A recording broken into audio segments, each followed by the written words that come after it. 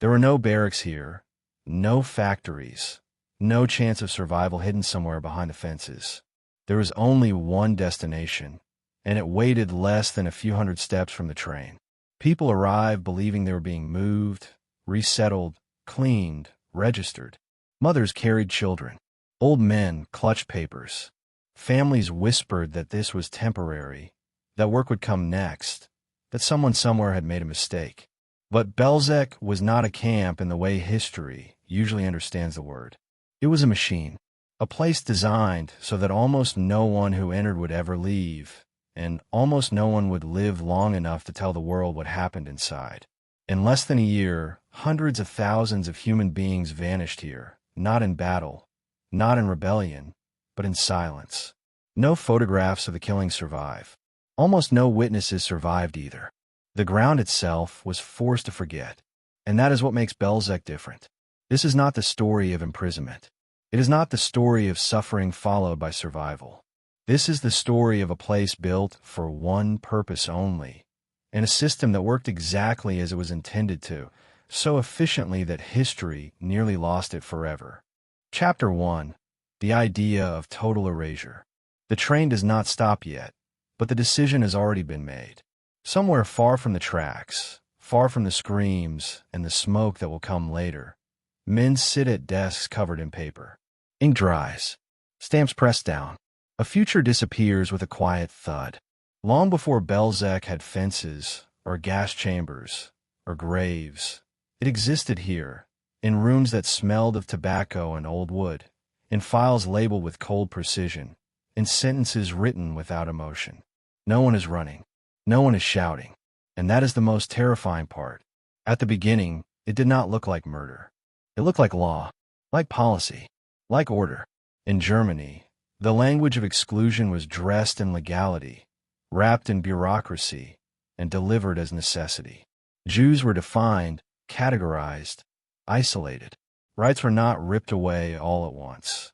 They were peeled off, layer by layer, until what remained was something the state could treat as less than human. Identity cards, star badges, property seizures, restrictions on movement.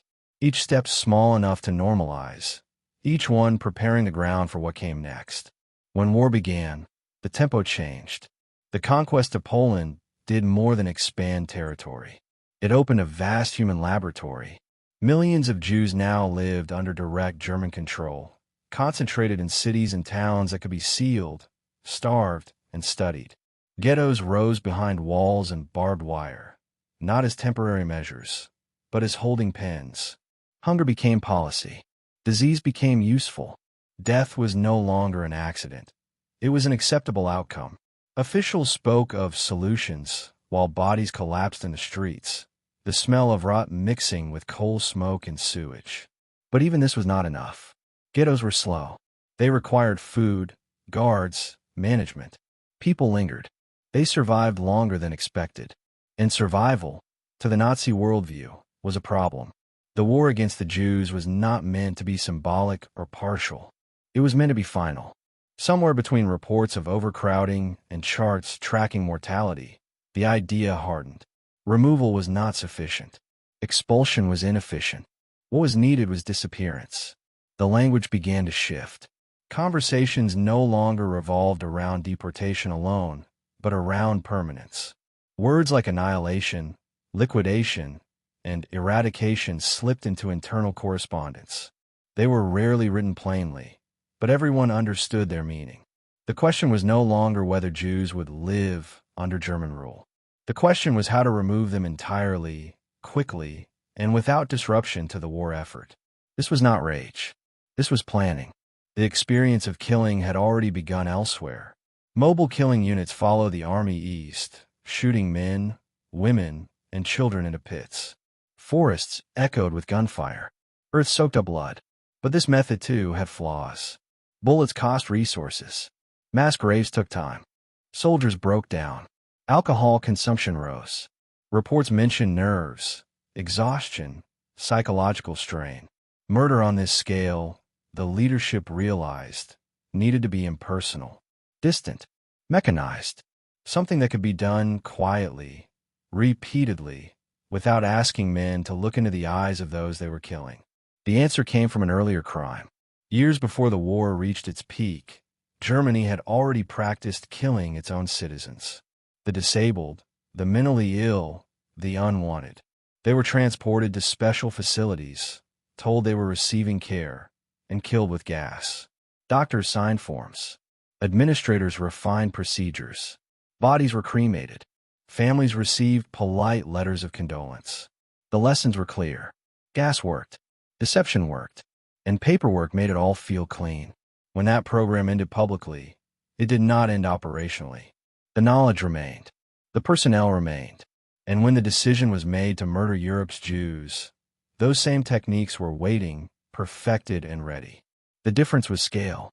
This time, the goal was not thousands. It was millions. Occupied Poland became the center of gravity. It was close to the largest Jewish populations. It was far from Germany's cities and public scrutiny. It already contained ghettos that could feed human beings into whatever came next. Rail lines crisscrossed the region like veins, capable of delivering entire communities to a single point. The geography itself seemed to cooperate. What emerged from this convergence was a new category of place.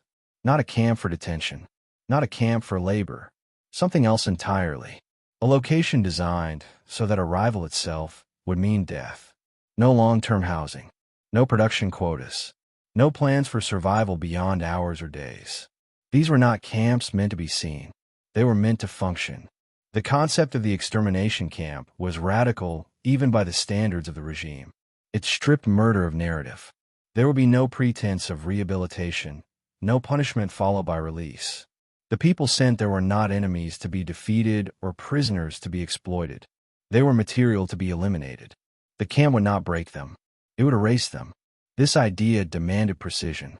How many people could be processed in a day? How quickly trains could be unloaded? How long it took for gas to kill? How bodies could be disposed of without leaving evidence? The human being was reduced to a unit of time, a weight, a volume. Hair, clothing, teeth, and shoes were no longer personal effects. They were resources. Everything was measured. Nothing was mourned. What made this possible was not secrecy alone, but normalization. The men involved did not see themselves as butchers. They were administrators, engineers, guards, specialists. They spoke in technical terms. They complained about inefficiencies. They suggested improvements. The language of murder was buried under the language of work. And work, in the German imagination, was virtuous. As these plans solidified, the fate of entire communities was sealed without their knowledge. In ghettos, people still debated rumors. Some believed deportation meant labor. Others feared worse, but lacked proof. No letters returned. No survivors came back. Absence became the only signal. Trains left full and returned empty. The silence grew heavier by the week. The idea of total erasure did not require hatred alone. It required indifference. It required a system that could kill without spectacle, without chaos, without witnesses. A system where death happened behind fences, behind trees, behind euphemisms. Where the outside world could look away because there was nothing obvious to see. By the time the first extermination camp was approved, the logic was complete. The Jews of occupied Poland were already marked, already isolated, already weakened. All that remained was to move them from the margins of life to the margins of memory, to places that would not become infamous, to sites chosen precisely because they could disappear afterward. One of those sites lay near a small village, surrounded by forest, connected by rail, unremarkable in every way. It did not have to be large. It did not have to be visible. It only had to work. And when it did, it would do so efficiently that even history would struggle to grasp what happened there. The idea had been finalized. The paperwork approved. The men selected. Soon, the first structures would rise, not to house the living, but to manage the dead.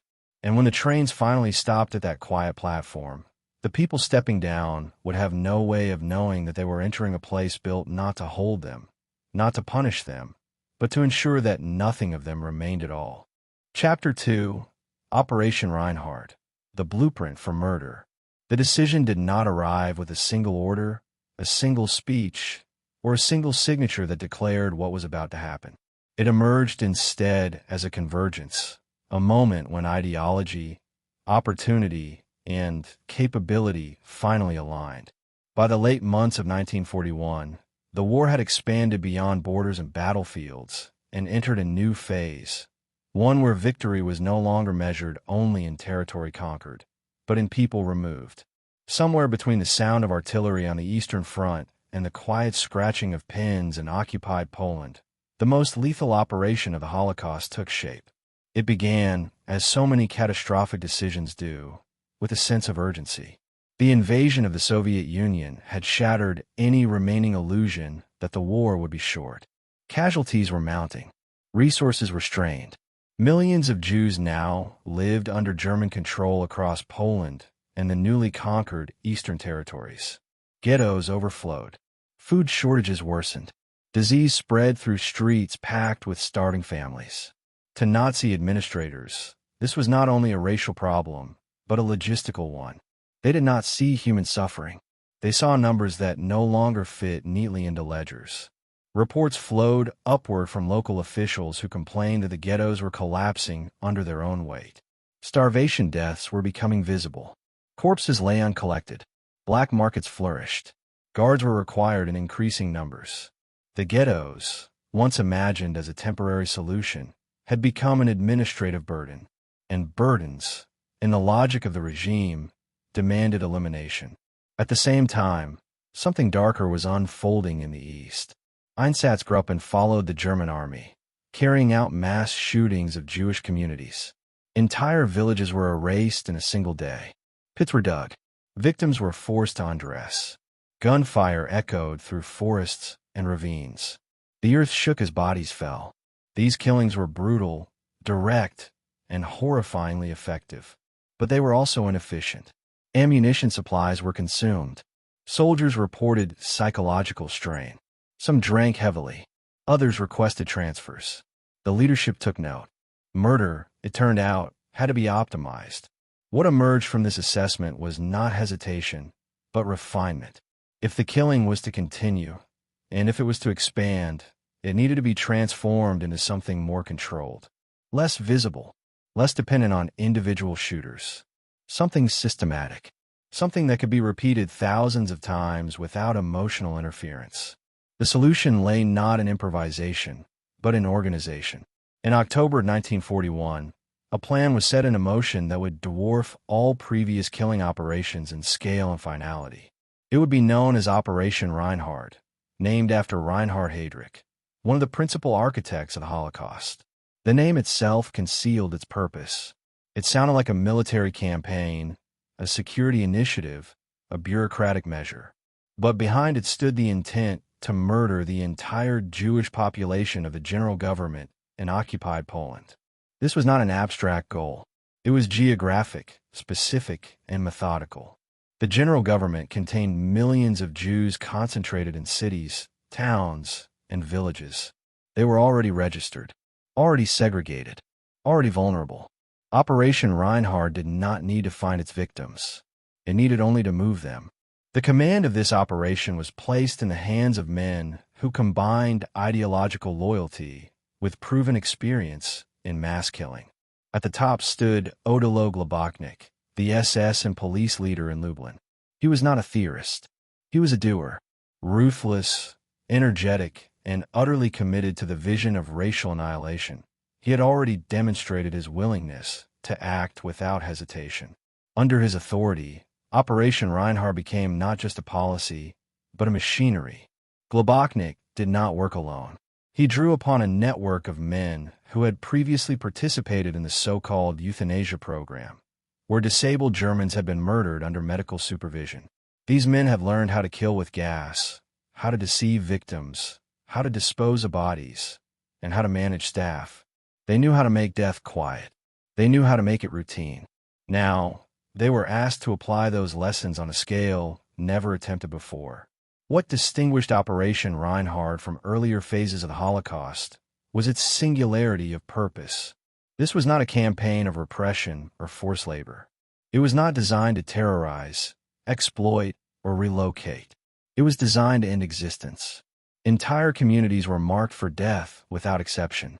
Age, health, profession, loyalty, usefulness, none of it mattered. If a person was Jewish, they were included. The planning reflected this absolute intent. Instead of expanding existing camps, the SS decided to build entirely new facilities, each designed from the ground up to kill as efficiently as possible. These would not be visible symbols of power. They would not host visiting officials or inspectors. They would operate in isolation, shielded by forests and distance, connected only by rail. Their names would mean nothing to the outside world. Speed was paramount. Operation Reinhard was not envisioned as a decades-long project. It was meant to be executed quickly, before the war's outcome became uncertain, before resistance could form, before questions could be asked. The objective was to remove the Jewish population of the region in a matter of months, not years. Time, in this operation, was as much an enemy as conscience. The planners understood that mass murder on this scale required more than violence. It required deception. Panic would slow the process. Resistance would disrupt transport. Chaos would attract attention. Victims had to be managed, not fought. This insight shaped every aspect of Operation Reinhard. Deportations would be framed as resettlement. Camps would be presented as transit points. Signs would direct people calmly. Orders would be given in measured tones. The machinery of death would function best when those entering it did not yet understand what it was. Railways became the arteries of the operation. Timetables were drawn up. Freight cars were requisitioned. Local officials were instructed to prepare lists. Jewish councils were coerced into organizing deportations. People were told to pack a small bag, bring documents, prepare for work in the East.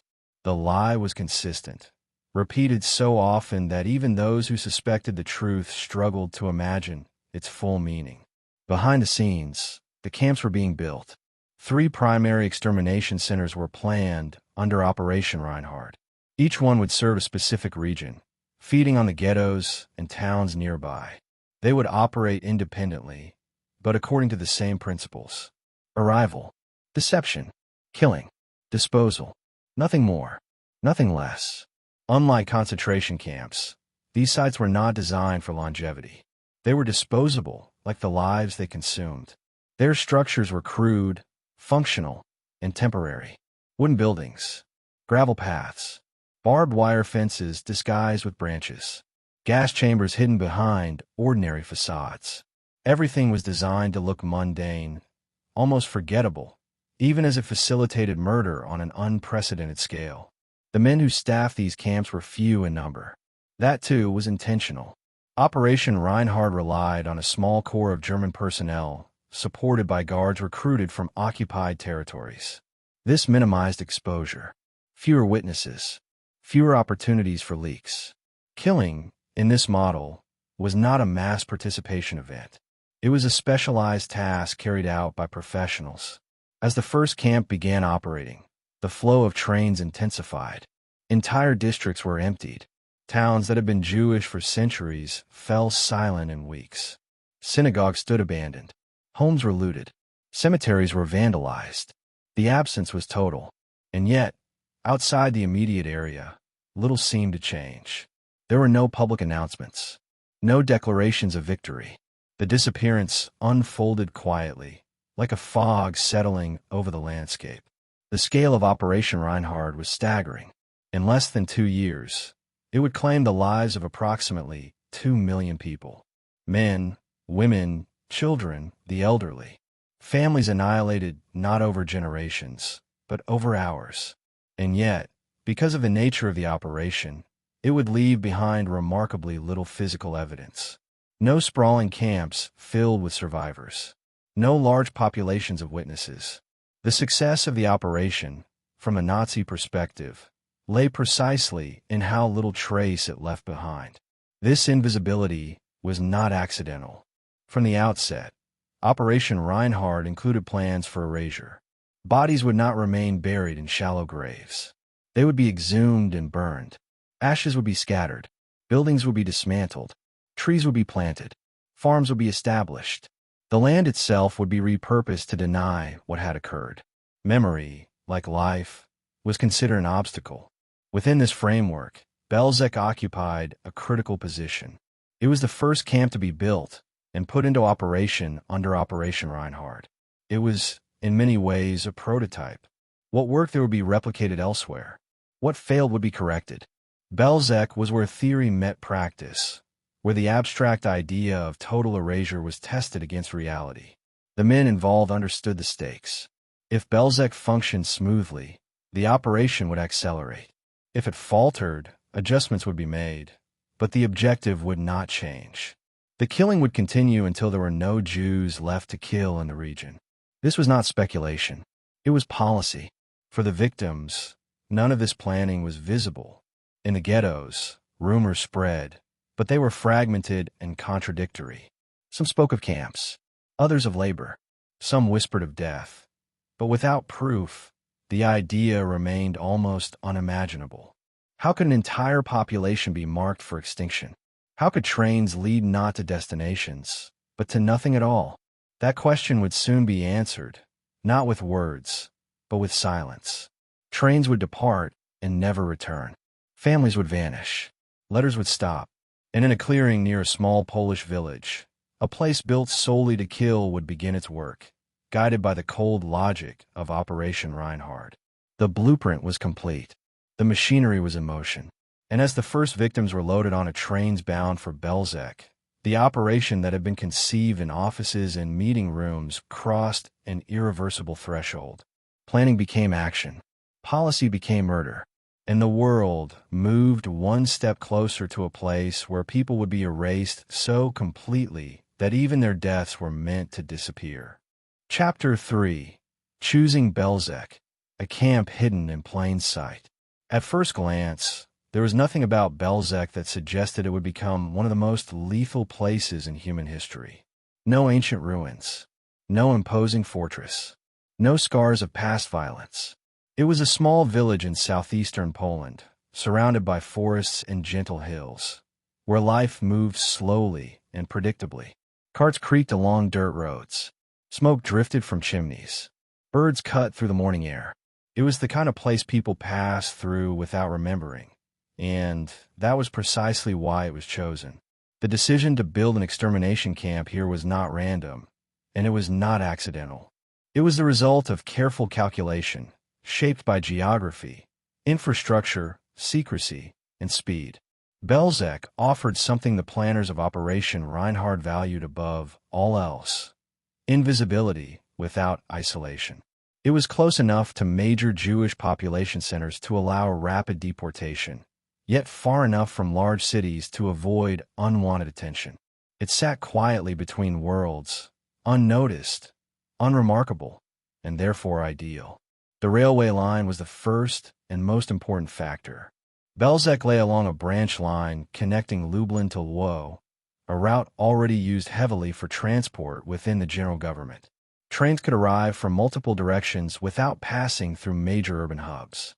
Deportations could be scheduled efficiently, slotted into existing rail traffic, disguised as routine movement of goods and laborers. No special infrastructure had to be built. The rails were already there, waiting. This mattered because trains were not just transportation. They were the backbone of the killing process. Every minute saved in transit meant more people could be murdered in a single day.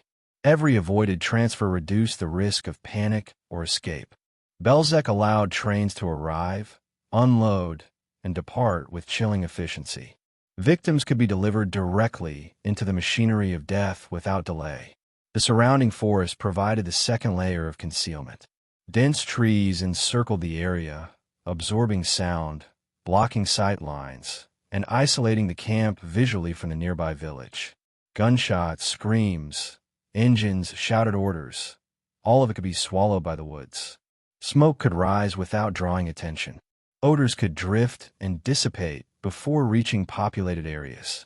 Nature itself became an accomplice, shielding what human beings were doing to one another just beyond the tree line. But Belzec was not remote in the traditional sense. It was not buried deep in wilderness. That, too, was intentional. Complete isolation would have required more guards, more supplies, more exposure. The camp needed access to roads, materials, and manpower. It needed to function smoothly, not dramatically. Belzec offered balance. Close enough to be serviced, hidden enough to be ignored. The local population mattered as well. The village was small, largely Polish, and already living under occupation. Its residents had little power and fewer questions they could safely ask. Curfews, restrictions, and fear were already part of daily life. Strange activity could be dismissed as military business. German authority discouraged curiosity. Silence was safer than inquiry. In this environment, a camp could operate in plain sight without truly being seen. Construction began quietly in late 1941. There were no announcements, no public explanations. A restricted zone was established. Locals were warned away. German personnel arrived with orders and materials. Wooden structures went up quickly, assembled not for durability, but for function. The smell of fresh-cut timber mixed with damp earth. Hammers struck nails. Gravel crunched under boots. To an outsider, it might have looked like just another wartime installation, but the layout revealed its true purpose. The camp was small, compact, and tightly controlled.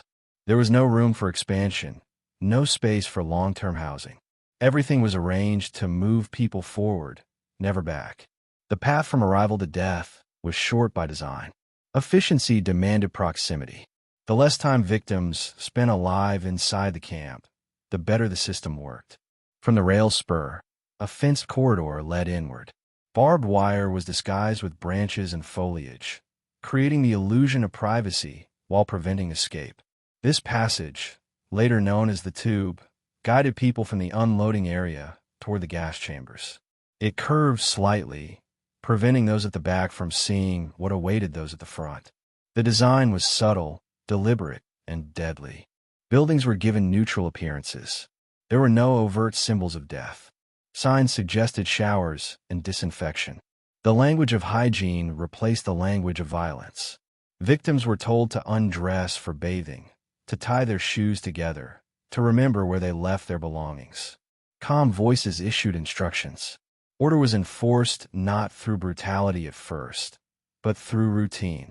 Panic was the enemy of speed. The gas chambers themselves were concealed within ordinary-looking structures. They did not resemble execution sites.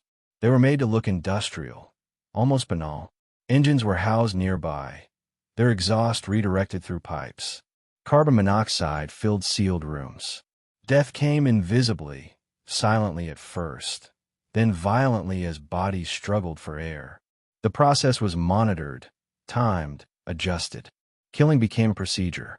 Belzec's small size served another purpose. It limited the number of witnesses. Only a handful of German personnel were stationed there at any given time, supported by guards recruited from occupied territories. The fewer people involved, the fewer stories could spread. The fewer stories, the easier it was to deny everything later. The camp was designed not just to kill people, but to kill knowledge. This was especially important because Belzec was not meant to become a symbol. Auschwitz would later loom large in public memory, with survivors, photographs, and sprawling ruins. Belzec was meant to vanish. Its victims were not expected to live long enough to describe it. Its buildings were not intended to stand. Even its name was meant to fade. From the very beginning, planners considered how the site would be erased once its task was complete. Graves were dug quickly and shallow at first, but plans were already forming to exhume bodies later and burn them. Ashes could be scattered. Soil could be turned. Trees could be planted. The forest would reclaim the land, and Belzec would return to looking like nothing had ever happened there at all. For the surrounding communities, the signs were subtle but unsettling. Trains arrived full and left empty. Smoke lingered in the air on still days. A sickly smell sometimes drifted from the woods, sharp and unfamiliar. Guards were seen, armed and tense. No one was allowed near the camp. Questions went unanswered. Fear filled the gaps left by silence. In the ghettos, Belzec was barely a word at first. Deportation orders mentioned resettlement. Destinations were vague. People were told they were being sent east for work. Some believed it, others doubted, but clung to hope because the alternative was unthinkable.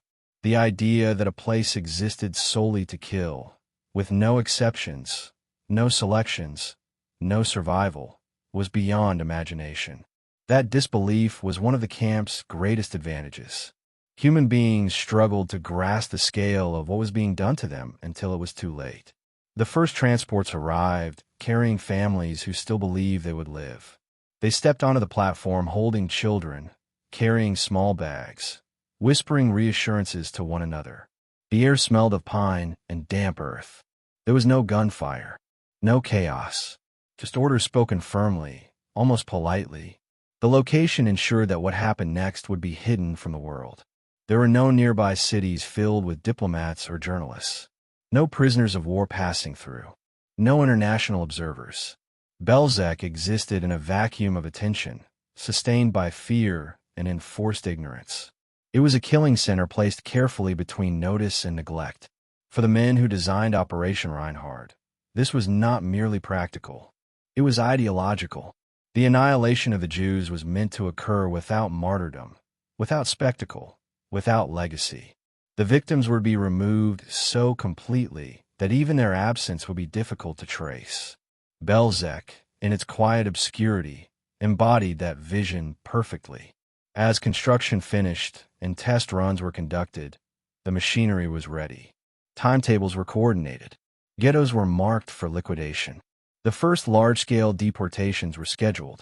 Everything had been considered: the location, the cover, the flow, the cleanup. What remained was to begin. And when the first train doors slid open at Belzec, and people stepped down into a place chosen precisely because it would not be remembered, the camp fulfilled its purpose. It disappeared its victims almost as soon as they arrived. No record, no trace, just silence spreading outward through the forest. But even the most carefully hidden places leave shadows. And as Belzec began operating, those shadows would grow darker, longer, and harder to ignore, leading inevitably to the moment when the camp's quiet efficiency would reveal the true cost of choosing a place meant to be unseen. Chapter 4. The Men Who Built the System. The camp did not design itself. The gas did not flow on its own. The machinery of death that came to life at Belzec was not an accident of war or chaos, but the product of human hands, human decisions, and human ambition. Before the first train arrived, before the first victims stepped onto the platform, there were men who studied, adapted, and perfected how mass murder could be made routine. They were not monsters in appearance. They were administrators, officers, technicians, men who spoke calmly, signed forms, and went home at night convinced they were doing their duty. At the center of this system stood Odilo Globoknik.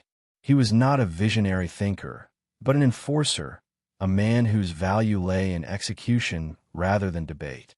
As the SS and police leader in the Lublin district, he was given authority over Operation Reinhard and the freedom to act with minimal oversight. His orders were simple in wording and catastrophic in meaning. Remove the Jews of the general government completely. How he accomplished this was left largely to him. Globoknik approached the task with urgency and zeal. He surrounded himself with men who had already crossed moral thresholds long before Belzec existed. These were individuals who had participated in the earlier euthanasia killings inside Germany, where disabled and mentally ill people had been murdered under the guise of medical treatment. In those facilities, they had learned lessons that would be transferred directly to the extermination camps: how to deceive victims without resistance, how to kill without gunfire, how to manage bodies, paperwork, and silence. One of the most important of these men was Christian Worth. He had been a police officer before the war, known for discipline, brutality, and absolute loyalty.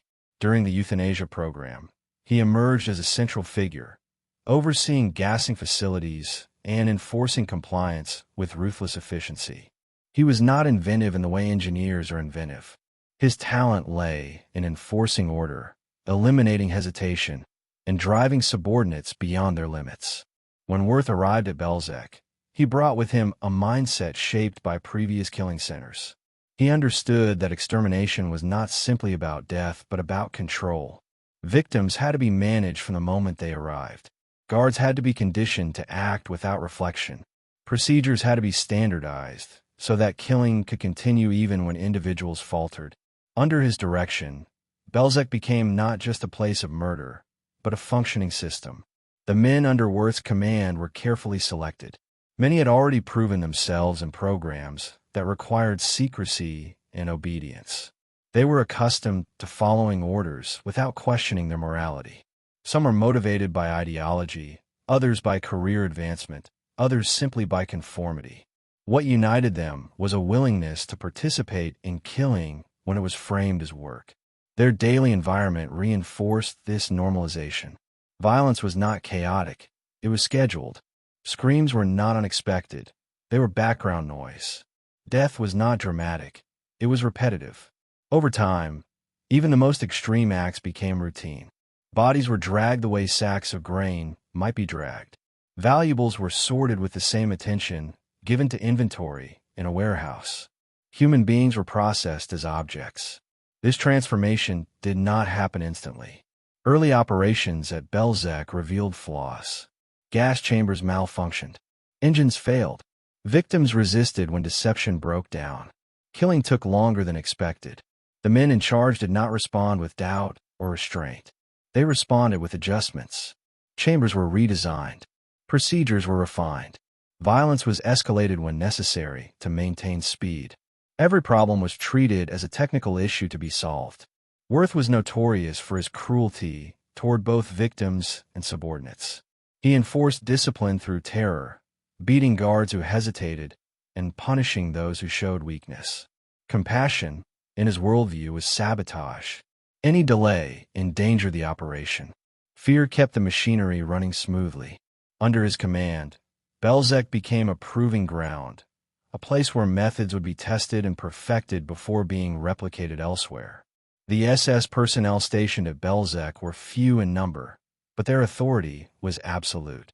They were supported by guards recruited from occupied territories, men who were given power, uniforms, and weapons in exchange for obedience. These guards formed the outer layer of the system, enforcing order, hurting victims, and sealing off the camp from the outside world. Their participation added another layer of distance between the planners and the killing itself.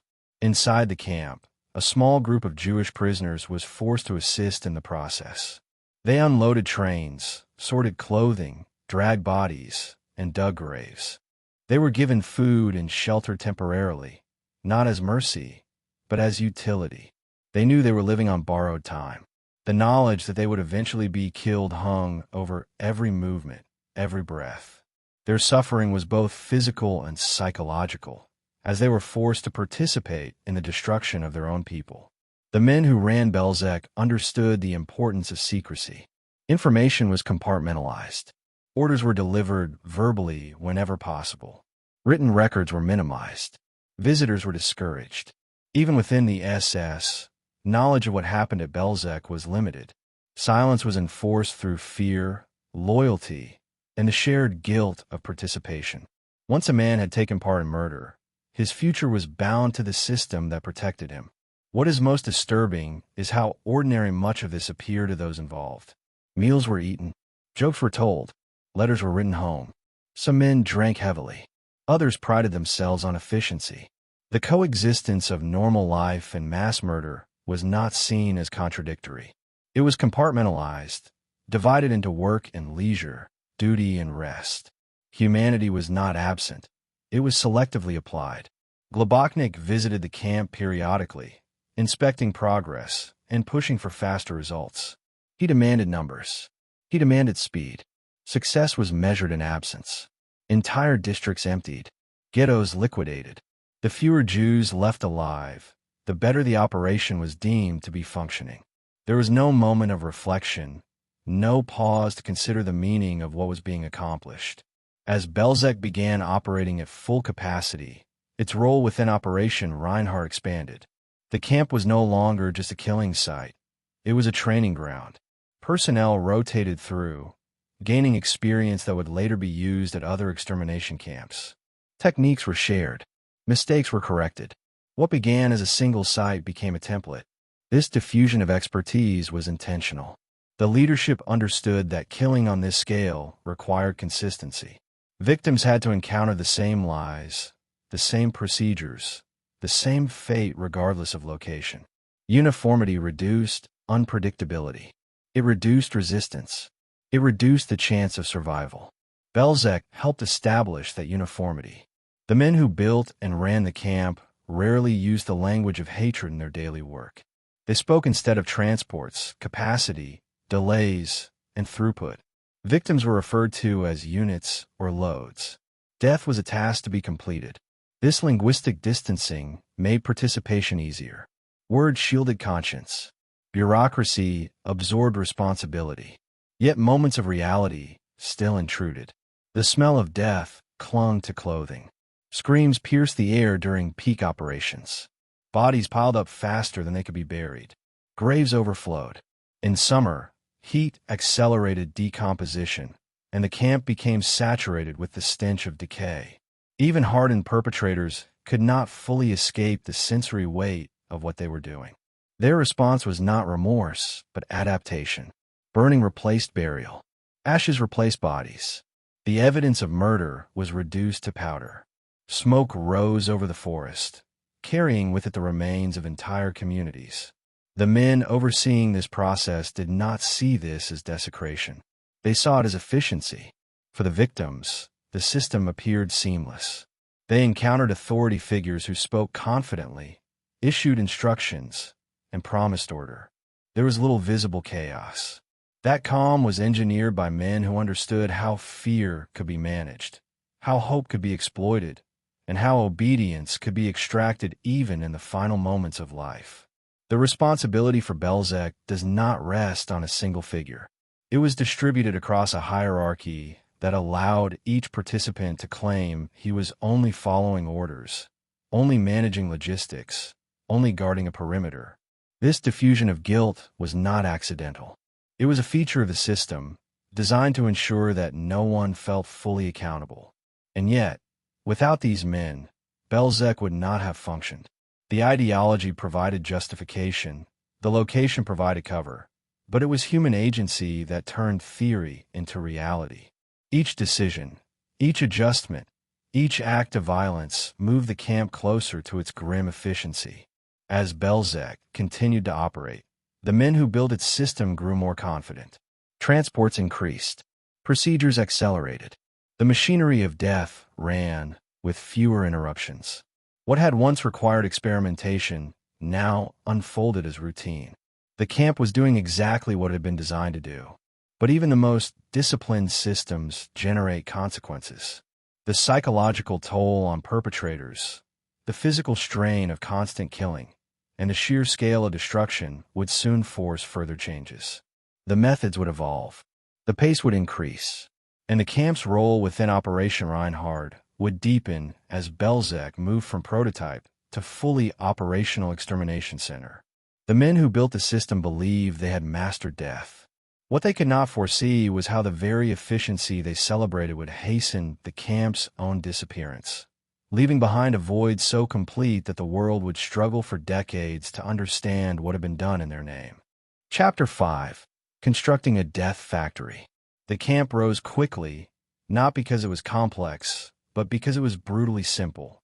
There was no need for permanence, no concern for comfort, no intention that anything here would last.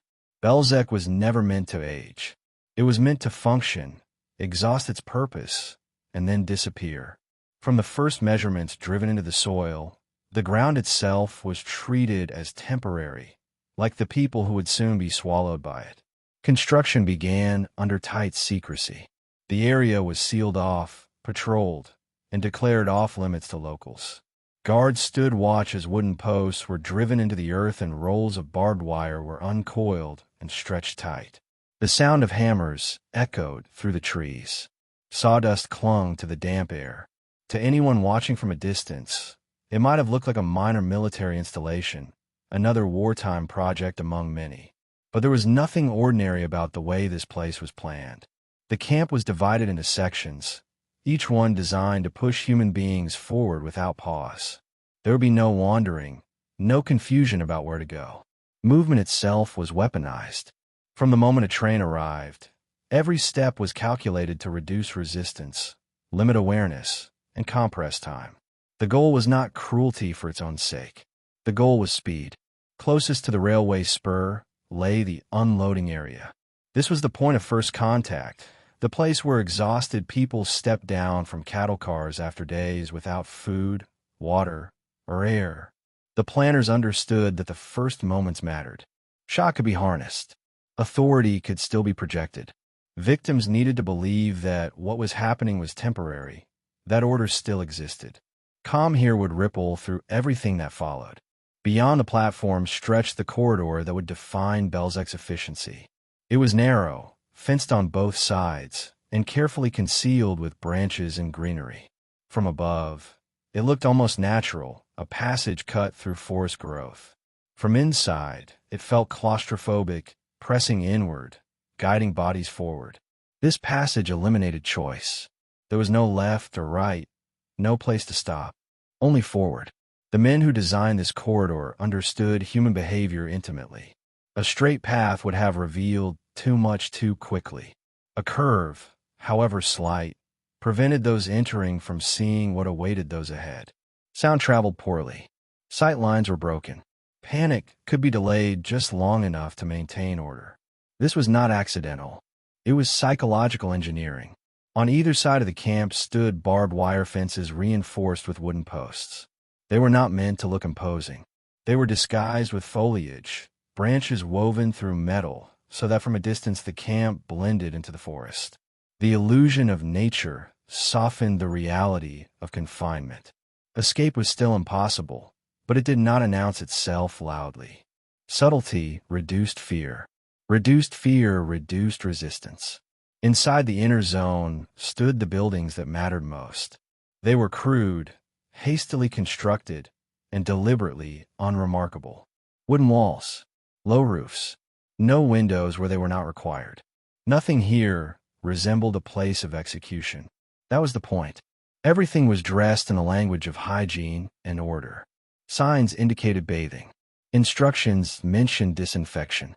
The vocabulary of cleanliness masked the machinery of death. The gas chambers were housed within structures that looked industrial rather than sinister. Their doors were reinforced but unadorned. Inside, walls were sealed. Floors were sloped slightly to allow bodily fluids to drain. There was no decoration, no symbolism. These rooms were not meant to be remembered. They were meant to be used. Behind these chambers sat the engines. Modified internal combustion engines were installed to produce carbon monoxide gas, which was funneled through pipes into the sealed rooms. This choice was deliberate. Carbon monoxide was lethal, invisible, and already familiar to the men who had used it in earlier killing programs. It allowed murder to occur without gunfire, without blood spatter, without the intimacy of direct violence. Death would arrive through breath. Early tests revealed problems. Engines stalled. Gas concentrations varied. Killing sometimes took longer than planned. Victims screamed, pounded walls, clawed at one another for air. The noise could be heard beyond the chambers, unsettling guards and threatening secrecy. These flaws were not treated as moral warnings. They were treated as technical failures. Adjustments were made. More powerful engines were installed. Chambers were redesigned. Timings were recalculated. Every improvement had one metric: how many people could be killed, and how quickly. The camp's layout reflected this obsession. The distance between unloading area and gas chambers was kept deliberately short.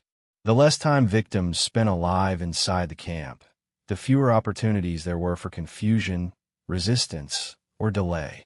Belzec was compact because compactness saved minutes, and minutes saved resources.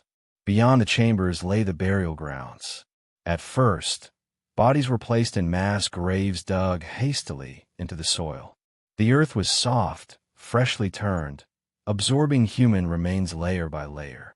Bulldozers and forced laborers worked constantly, filling pits, covering them, digging new ones. The smell of death settled over the area, thick and unmistakable, especially in warm weather. It clung to clothing. It seeped into wood. It lingered long after the day's killing ended. This, too, became a problem. Shallow graves shifted. Gases built up beneath the soil, causing the ground to swell and crack. Fluids leaked. Insects gathered. The evidence of murder refused to stay buried. Once again, the response was not restraint, but escalation. Bodies would be exhumed. They would be burned. Pyres were constructed using rails, wood, and human fat as accelerant. Corpses were stacked in layers and ignited. Flames rose above the tree-line. Smoke drifted for miles. The smell was overwhelming, a sickening blend of burning flesh and damp earth. Ash fell back onto the camp like gray snow. The remains of entire communities were reduced to powder and scattered across the land. Even this process was systematized. Burning was scheduled. Ashes were sifted. Larger bone fragments were crushed. Nothing was left intact. The planners understood that bodies told stories. Ash did not. By destroying the physical evidence, they hoped to destroy memory itself. The camp's infrastructure extended beyond killing alone. Barracks were built for guards. Storage areas were established for clothing, shoes, luggage, and valuables taken from the victims. Gold teeth were extracted. Hair was collected. Money and jewelry were sorted and shipped elsewhere. Every item was cataloged. Nothing was wasted. Even in death, victims were stripped of their final dignity and converted into resources. The presence of these belongings added another layer of deception. Newly arrived transports could see piles of luggage and assume that people had passed through before them and continued onward. The illusion of transit was reinforced visually. The lie was built into the landscape itself. For the forced Jewish laborers, the camp was a nightmare without pause. They lived close to the killing zones, hearing screams, dragging bodies, breathing smoke. They slept knowing they would be replaced and killed once they were no longer useful. Their proximity to death was total, unrelenting. They were witnesses in a place designed to produce none. The daily rhythm of Belzec became brutally consistent. Trains arrived. People were unloaded. Orders were shouted. Clothing was removed. Chambers were filled.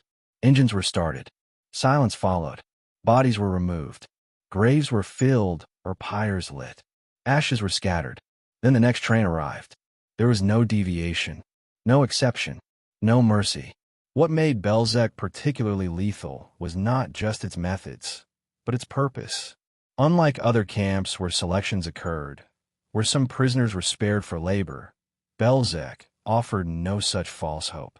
Almost everyone who entered was dead within hours. The camp was designed to eliminate choice, time, and survival itself. Even the camp's small size contributed to its effectiveness. With fewer structures and fewer personnel, operations could be tightly controlled. Fewer people meant fewer leaks. Fewer leaks meant greater secrecy. Belzec did not need to be large. It needed to be precise. As weeks passed, the system refined itself. The camp ran faster. Killing rates increased. Transports multiplied.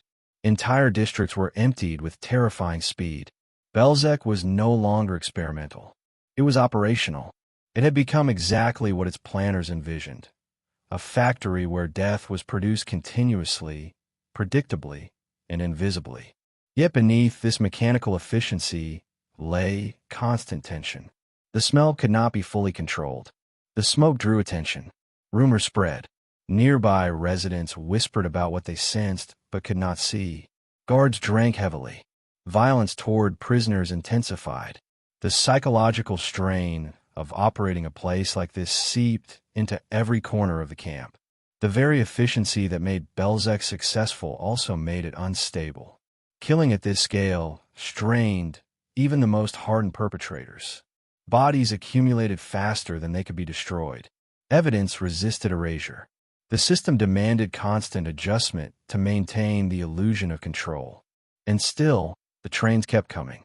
By the time Belzec reached its peak, the camp was killing thousands of people each day, leaving behind almost nothing that could testify to their existence. The land absorbed them. The forest hid them. The smoke carried them away. But no system, no matter how carefully designed, can operate indefinitely without consequence. The more efficiently Belzec killed, the more it revealed the fragility of the very secrecy it depended on. And as the death factory roared at full capacity, the question was no longer whether it could continue, but how long the illusion of invisibility could survive. Chapter 6.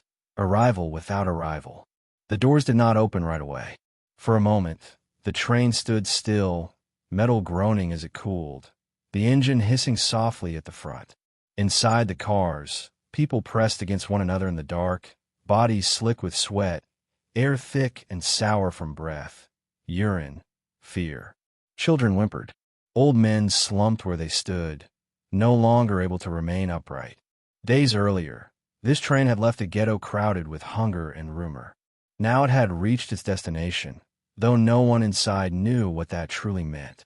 When the doors finally slid open, light poured in so suddenly it hurt the eyes. Guards shouted. Dogs barked. Boots struck gravel with sharp, deliberate steps.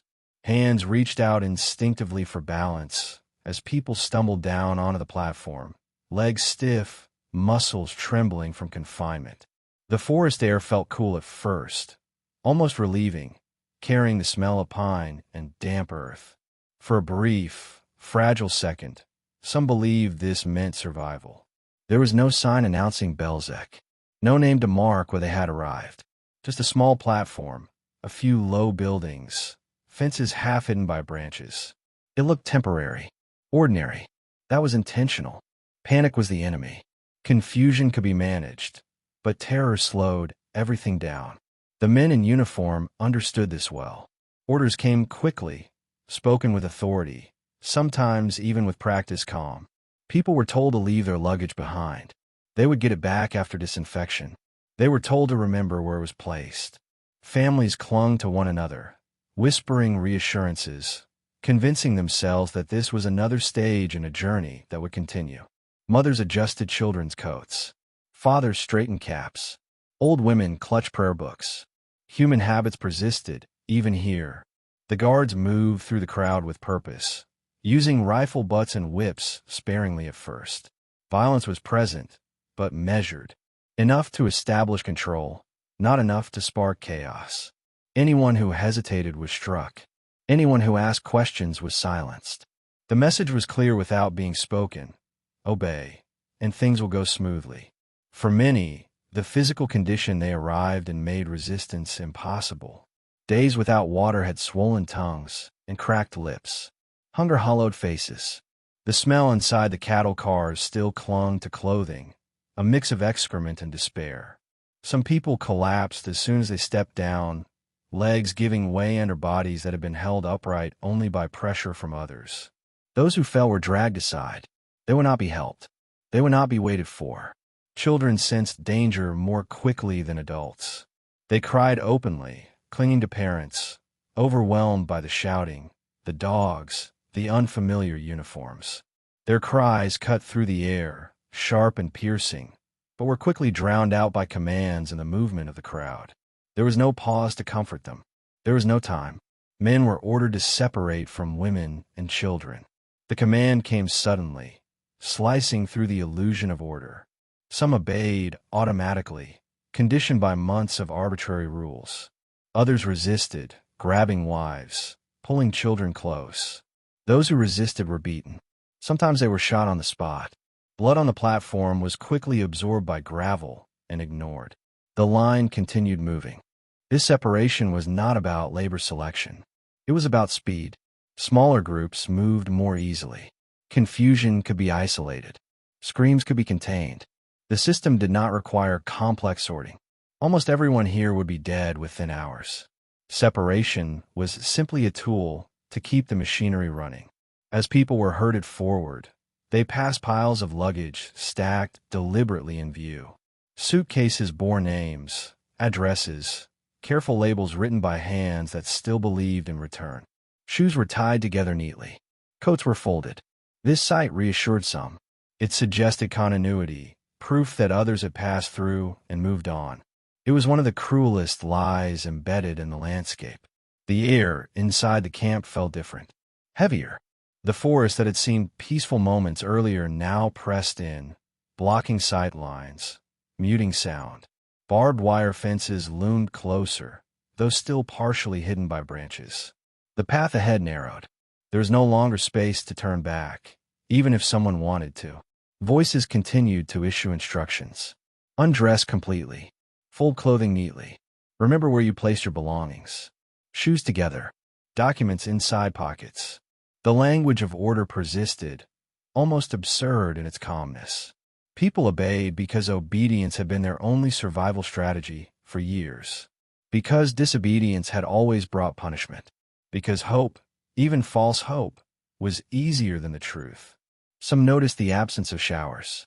Others smelled something strange in the air, a sharp, sickly odor that did not belong to a bathing facility.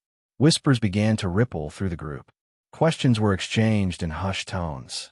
Where are the workers? Where are the buildings? Why are the guards so tense? But there was no time to dwell on these questions. The press of bodies kept everyone moving forward. For those forced to work inside the camp, arrival was something else entirely. They watched transports come in, watched faces filled with fear and exhaustion, knowing exactly what would happen next. They were forbidden to speak, forbidden to warn, forbidden to show emotion. Any sign of recognition or sympathy could mean death. They lived with the unbearable weight of knowledge, trapped between survival and complicity. The soundscape of arrival was carefully managed. Shouting was constant, but controlled. Gunfire was avoided when possible. Engines in the distance masked other noises. Dogs barked not just to intimidate, but to cover screams. The goal was to prevent the arriving victims from fully understanding what was happening until it was too late. Time collapsed inside Belzec. People who had spent weeks preparing for deportation, packing belongings, saying goodbyes, imagining futures, now found those futures reduced to minutes. The transition from arrival to annihilation was so fast that the mind struggled to process it. This speed was deliberate. Reflection led to resistance. Resistance slowed the process. Those who realized the truth in these final moments experienced terror, so intense it bordered on disbelief. Some screamed. Some prayed. Some fought.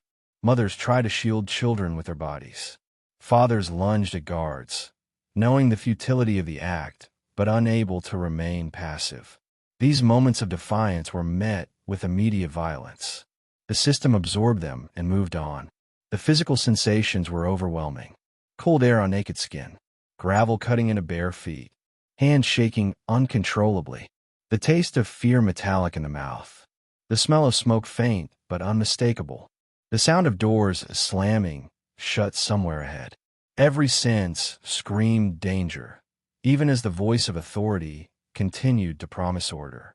Unlike other camps, there was no registration process here, no numbers assigned, no barracks to be shown, no illusion of duration. Arrival at Belzec was not the beginning of imprisonment.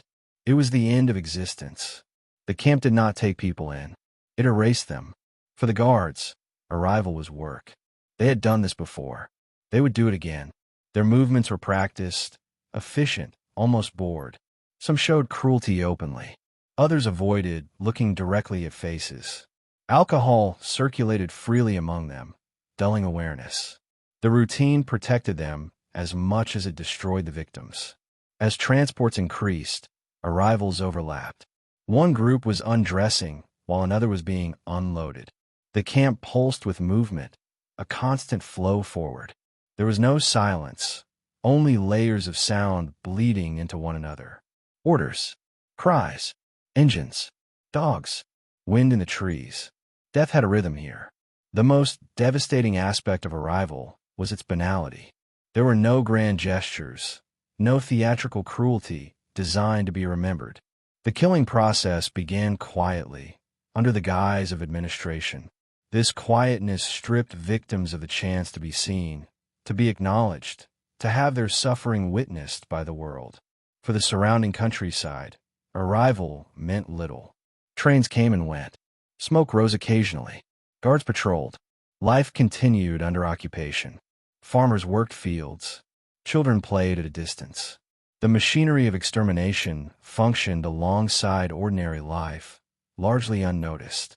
Within hours of arrival, the platform would be empty again. Luggage would be sorted. Shoes would be piled higher. Ashes would be scattered. The train would depart, leaving behind no trace of the people who had stepped off it. It was as if they had never existed at all. This was the genius of the system, and its horror. Arrival did not mark a transition from freedom to captivity. It marked the erasure of identity, memory, and future in one seamless motion. Belzec did not need to hold people. It only needed to absorb them. And as the next transport approached, its wheels screeching along the rails, the camp prepared to repeat the process again, refining it, accelerating it, turning arrival itself into the final act of life. Chapter 7: Deception as a Weapon. The killing at Belzec did not begin with violence. It began with reassurance, with calm voices and practiced gestures, with words chosen carefully to keep fear contained just long enough for the system to work. Deception was not an accessory to the camp's operation. It was its most essential tool.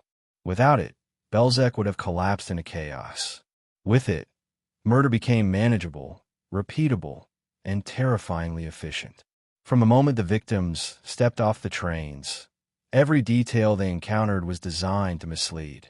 There were no overt signs of death, no gallows, no firing squads lined up in plain sight. Instead, there were instructions, procedures, a tone that suggested order rather than annihilation. Guards did not rush immediately into brutality. They waited. They let routine do the work first. Victims were told they were in a transit camp, that this was a temporary stop before resettlement farther east. The language was familiar, almost bureaucratic. Many had already passed through multiple relocations. Each move had been explained as temporary.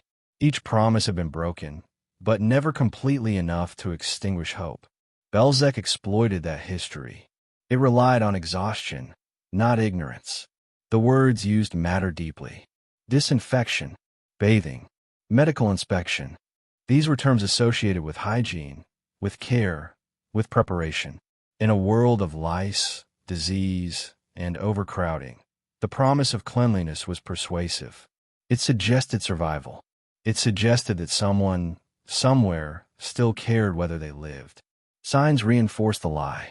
Wooden placards pointed toward showers. Painted arrows guided movement forward. Everything appeared organized, intentional, even benevolent in its own warped way. The camp did not look like a slaughterhouse.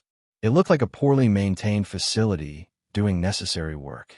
That appearance bought precious minutes.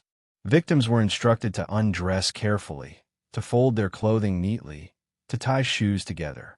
These instructions were devastatingly effective. Folding clothes implies retrieval. It implies that someone expects you to return. People obeyed because the act itself reinforced the illusion of continuity. You do not fold clothes before dying. You fold them before bathing. Even the presence of Jewish forced laborers served the deception. They wore no uniforms, only ragged clothing. They moved quickly, avoided eye contact, followed orders. To new arrivals, their presence suggested that Jews worked here, that survival was possible. What the victims could not know was that these laborers were living under a death sentence deferred only temporarily. The guards understood human psychology intimately. They knew that fear spikes when the unknown becomes visible, so they delayed that visibility. They kept victims facing away from the gas chambers. They moved them through curved corridors. They raised their voices not in panic, but in authority. Confident authority reassures even as it dominates. Deception also shaped the use of violence. Random brutality was avoided early in the process because it broke the spell. Violence was reserved for moments when obedience faltered. A rifle but to the back. A whip cracking through the air. A single gunshot used not as punishment, but as demonstration. Fear was applied precisely, like a lever, not unleashed wildly. Children were especially vulnerable to the lies. They clung to parents who whispered reassurances they themselves did not fully believe. Parents told stories about work camps, about reunions, about survival. They lied to their children not because they believed the lies, but because the truth was unbearable. The camp exploited this instinct mercilessly. Even when doubt surfaced, it was often too late. The smell of smoke, the absence of water, the screams heard faintly ahead. These signals clashed with the official narrative, creating confusion rather than clarity. Human beings struggle to reconcile contradictory information under stress. Many chose to believe the lie because accepting the truth meant confronting imminent death.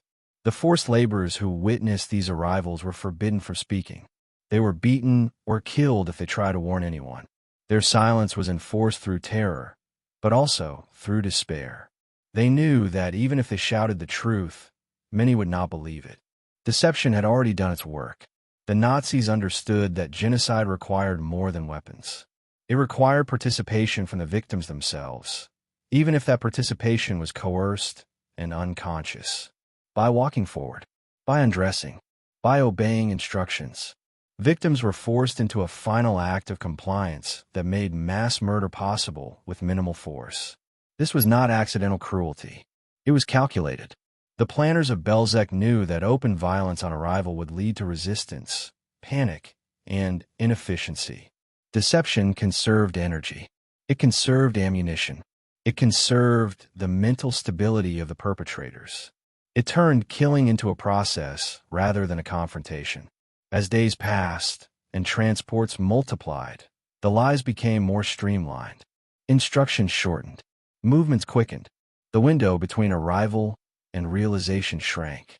Some victims now sensed the truth almost immediately, but the system was already moving too fast for that knowledge to change anything.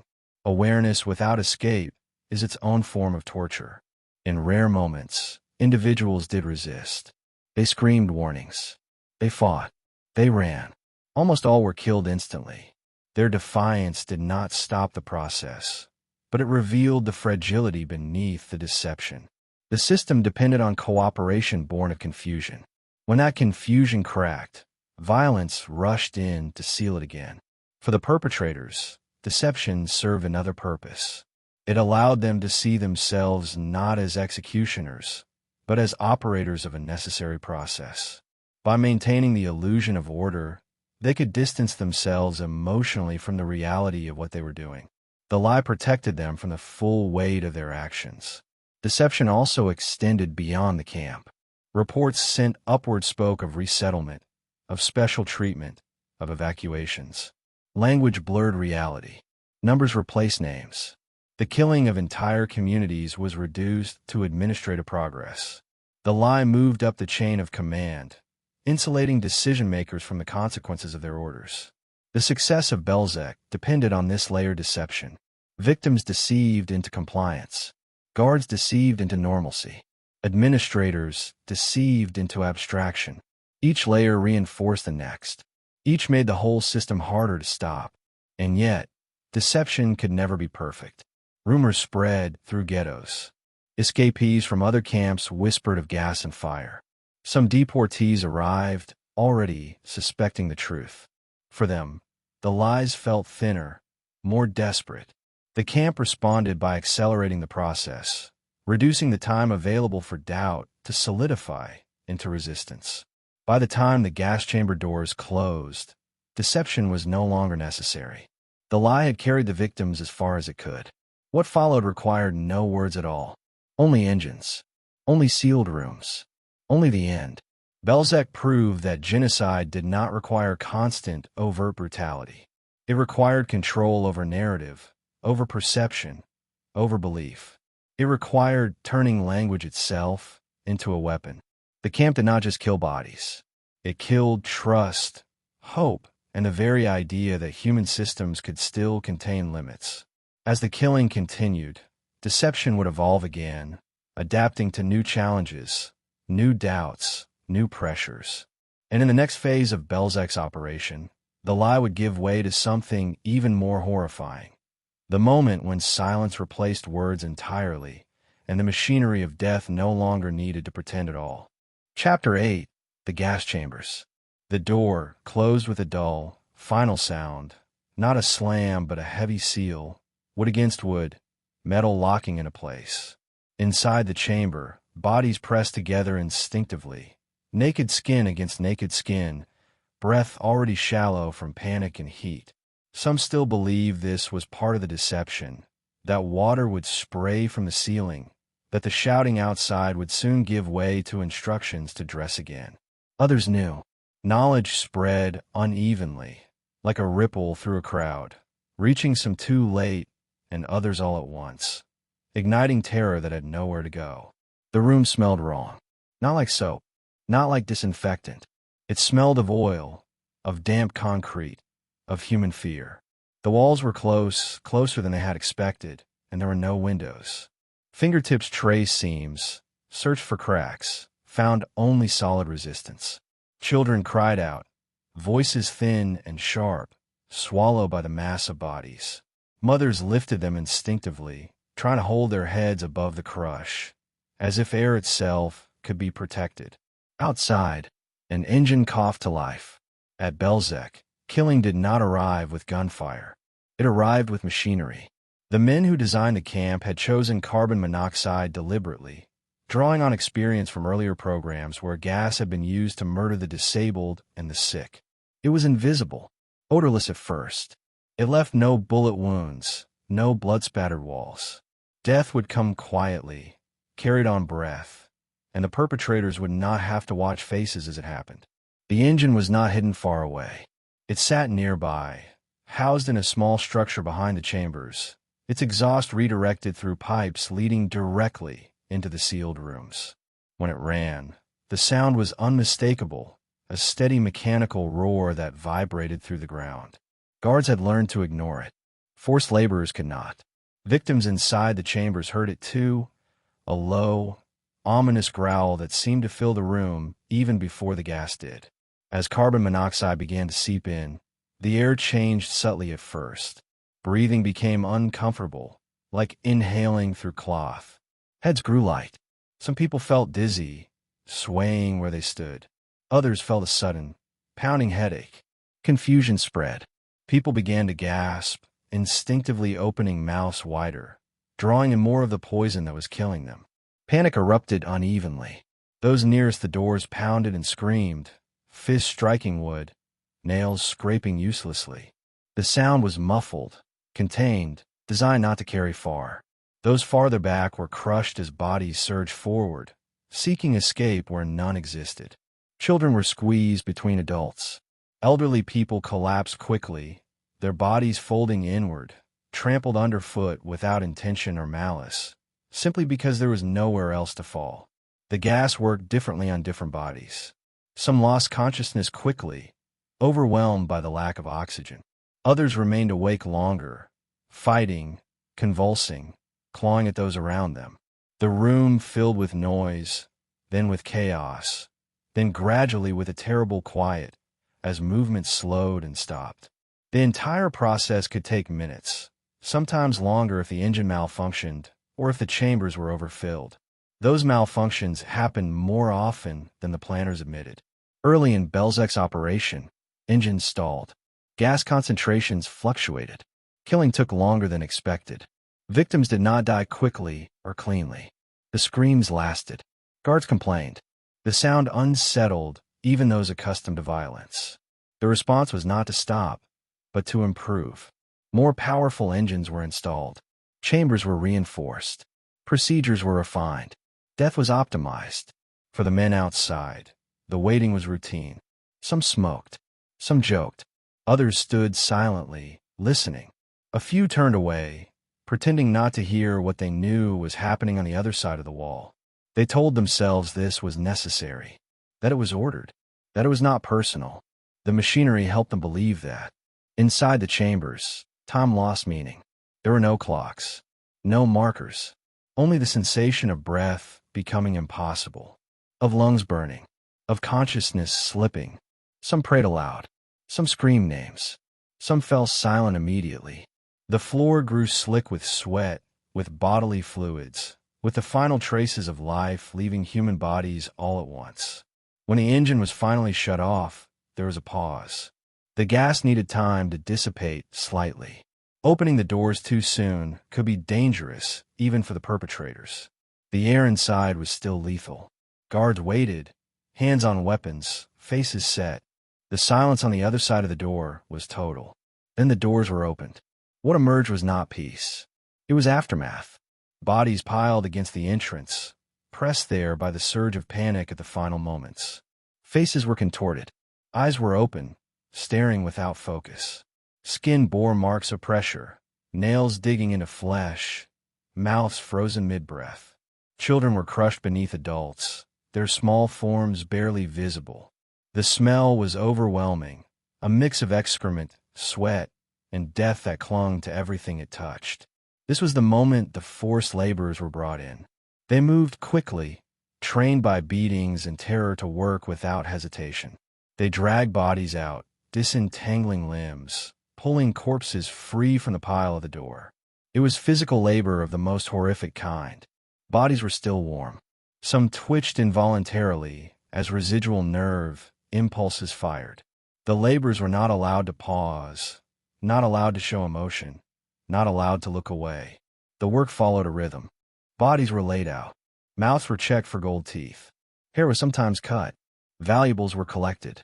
Then the dead were moved again, toward graves or pyres, depending on the phase of the camp's operation. Everything was done quickly. Lingering invited punishment. Slowness was seen as sabotage. For the laborers, the gas chambers were not abstract. They were not distant. They were immediate, sensory, unavoidable. They heard the screams. They smelled the gas. They handled the dead. And they knew that when they were no longer useful, they would follow the same path. Survival was temporary, conditional, and entirely dependent on obedience. The gas chambers did not rest. They operated transport after transport, day after day.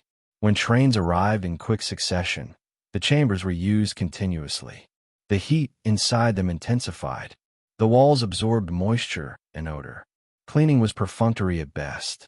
There was no attempt to sanitize the space. It was not meant for reuse by the living, only by the dying.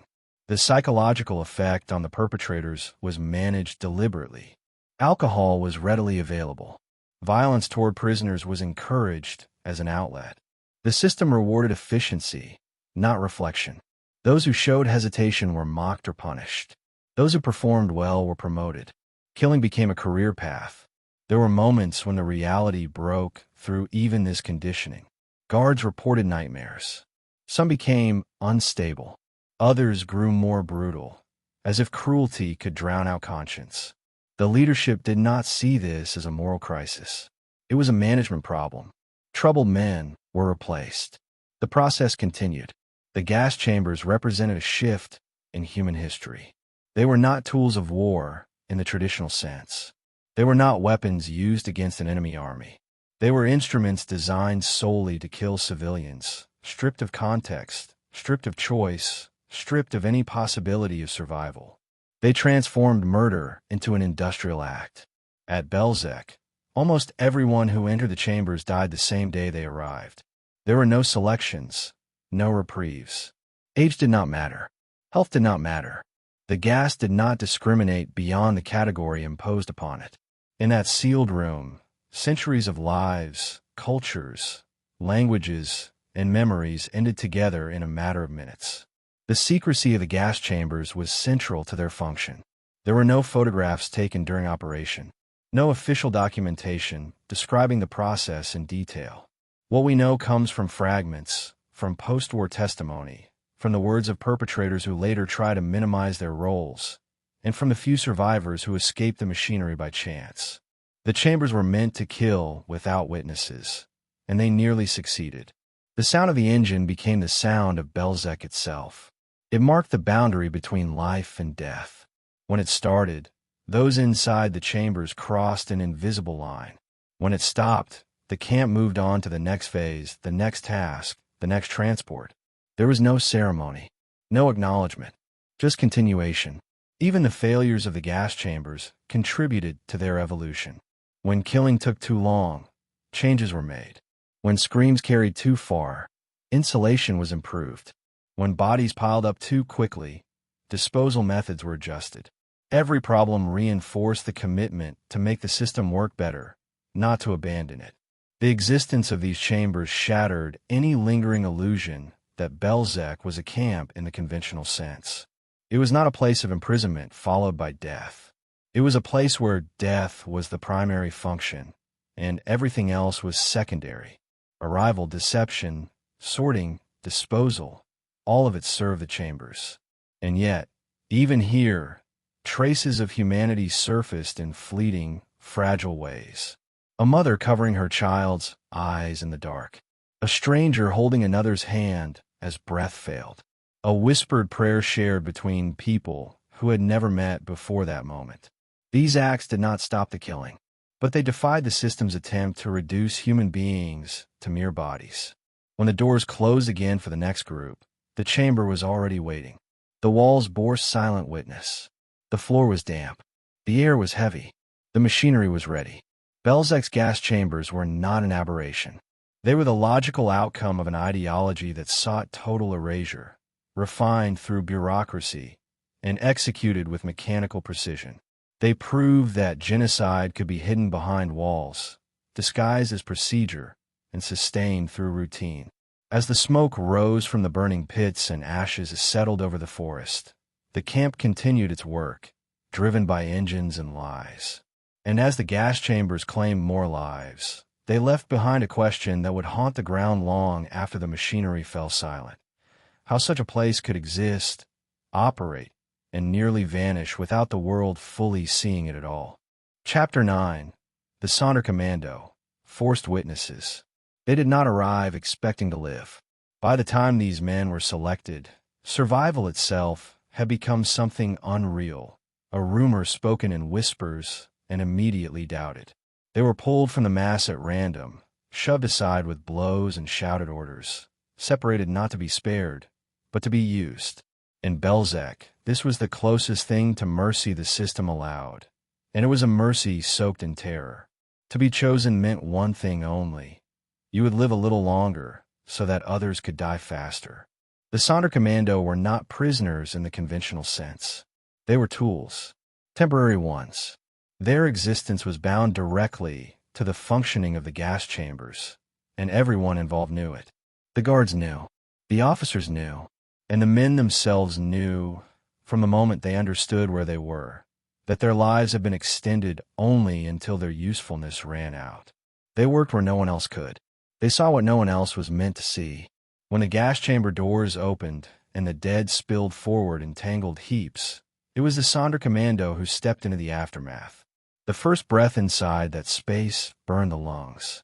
The smell struck with physical force, thick and clinging, a mixture of excrement, sweat, vomit, and death that never fully left their bodies, no matter how often they washed. It embedded itself in hair, skin, memory. Their tasks were relentless and precise. Bodies had to be pulled free from the pile of the doors, disentangled limb from limb, sometimes pried apart where desperation had fused people together in their final moments. Children were lifted from beneath adults. Faces were turned upward. Mouths were opened to check for gold. Hair was cut. Clothing remnants were removed. Every movement had to be fast. Every hesitation was punished. They learned quickly not to look too closely, not to search faces for familiarity, not to linger on expressions frozen in terror or disbelief. Many still did at first. They recognized neighbors, friends, family members, brothers, sisters, parents. When this happened, some collapsed, some screamed, some tried to cling to the dead. Those who did were beaten, sometimes shot, sometimes dragged away and never seen again. Grief was not allowed here. Recognition was a liability. The Sonderkommando lived under constant surveillance. Guards watched them closely, rifles always present, whips always ready. Any sign of slowing down, any whisper, any deviation from routine could be interpreted as resistance. Resistance meant death. They learned to move automatically, to detach from their bodies as they worked, to turn themselves into something closer to machinery than human. At night, they slept in cramped quarters near the killing zones. The sounds never fully stopped. Engines ran late. Fires crackled. Smoke drifted through the trees. Even when there were no transports, the camp breathed death. Sleep came in fragments, interrupted by nightmares and the knowledge that morning meant more bodies, more faces, more hours stolen from the dead. They were fed slightly better than those sent directly to the chambers. This was not kindness. It was maintenance. Their strength was required. Their ability to work was essential. Food tasted like ash. Eating felt like betrayal. Some could barely swallow, their throats closing around the guilt of sustaining a body that existed only to assist in the destruction of others. What made their suffering uniquely unbearable was knowledge. They knew exactly what was happening, step by step. They knew where the trains came from and where the people went. They knew there would be no selection, no chance for reprieve, no miracle at the end. They were living inside the truth while everyone else was still wrapped in lies. Silence was enforced not just by violence, but by despair. The Sonderkommando were forbidden to speak to new arrivals, forbidden to warn, forbidden even to look at them too long. Guards understood that words carried power. A single sentence spoken at the right moment could shatter the illusion that held the system together. So the men who knew the truth best were gagged by terror. Some tried anyway. A look held too long. A whispered word when a guard's back was turned. A gesture meant to communicate urgency. Most of these attempts failed. The system moved too fast. The victims were already being pushed forward, already undressing, already inside the corridor. Awareness arrived seconds before death, if it arrived at all. The Sonderkommando were forced to participate in every phase of destruction. When burial was used, they dug pits until their hands bled, until their shoulders burned, until the earth itself seemed to recoil. When burning replaced burial, they stacked bodies on pyres built from rails and wood, lighting them with human fat that dripped and hissed as it caught fire. Flames roared day and night. Ash coated their skin. Smoke filled their lungs. The dead were everywhere. They learned the weight of a human body intimately, how it shifted when lifted, how rigor set in, how skin tore, how bones cracked. These sensations followed them into sleep, into waking, into every moment of existence. There was no escape from the physicality of death. It surrounded them, pressed against them, entered them. The psychological toll was catastrophic. Many lost the ability to feel anything at all. Others were overwhelmed by waves of grief so intense they bordered on madness. Some whispered prayers constantly, as if words could build a barrier between themselves and reality. Others stopped speaking altogether. Suicide was common. Men threw themselves into fires, ran toward guards' rifles, collapsed deliberately during work in hopes of being shot. The system absorbed these deaths without pause. And yet, even here, resistance flickered. Resistance did not look like armed revolt. There were no weapons, no chance of escape, no illusions of victory. Resistance looked like memory, like refusal to forget names, like silently counting the dead, even when counting was forbidden, like holding on to fragments of identity in a place designed to strip it away. Some Sonderkommando tried to document what they saw, scratching notes on scraps of paper, hiding them in the ground, hoping that one day someone might find them. They knew the odds were almost non-existent. They knew they themselves would likely never leave the camp alive. But the act of recording was a way to reclaim agency, however briefly, in a system that denied it completely. The guards understood the danger these men represented, not because they were strong, but because they were witnesses. Living witnesses threatened the final goal of Belzec, which was not just murder, but erasure. And so the Sonderkommando were kept deliberately small in number and were periodically killed and replaced. This was not punishment. It was protocol. When a group had worked too long, seen too much, grown too familiar with the routines, they were marked. One day, without warning, they were told to line up. They were led not back to their quarters, but forward. The gas chambers they had cleaned, emptied, and prepared countless times now waited for them. Their replacements stood nearby, watching, already understanding their own future. This cycle was one of the most grotesque aspects of Belzec's operation. It ensured that the people who knew the most would survive the least. Knowledge itself became a death sentence. The camp devoured its own witnesses as methodically as it devoured its victims. For the men trapped in this role, time lost all conventional meaning. Days blurred together, marked only by the arrival of transports and the exhaustion of labor. Hope did not exist in the future. It existed only in moments, in a breath taken without pain, in a night survived, in a memory preserved internally, even when it could not be spoken. They lived with the constant anticipation of death. Every order could be the last. Every summons could be execution.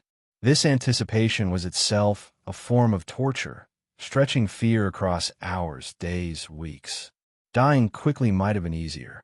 Living like this required an endurance that defies understanding. And yet, these men were not collaborators. They did not choose their role. They did not benefit from it in any meaningful way.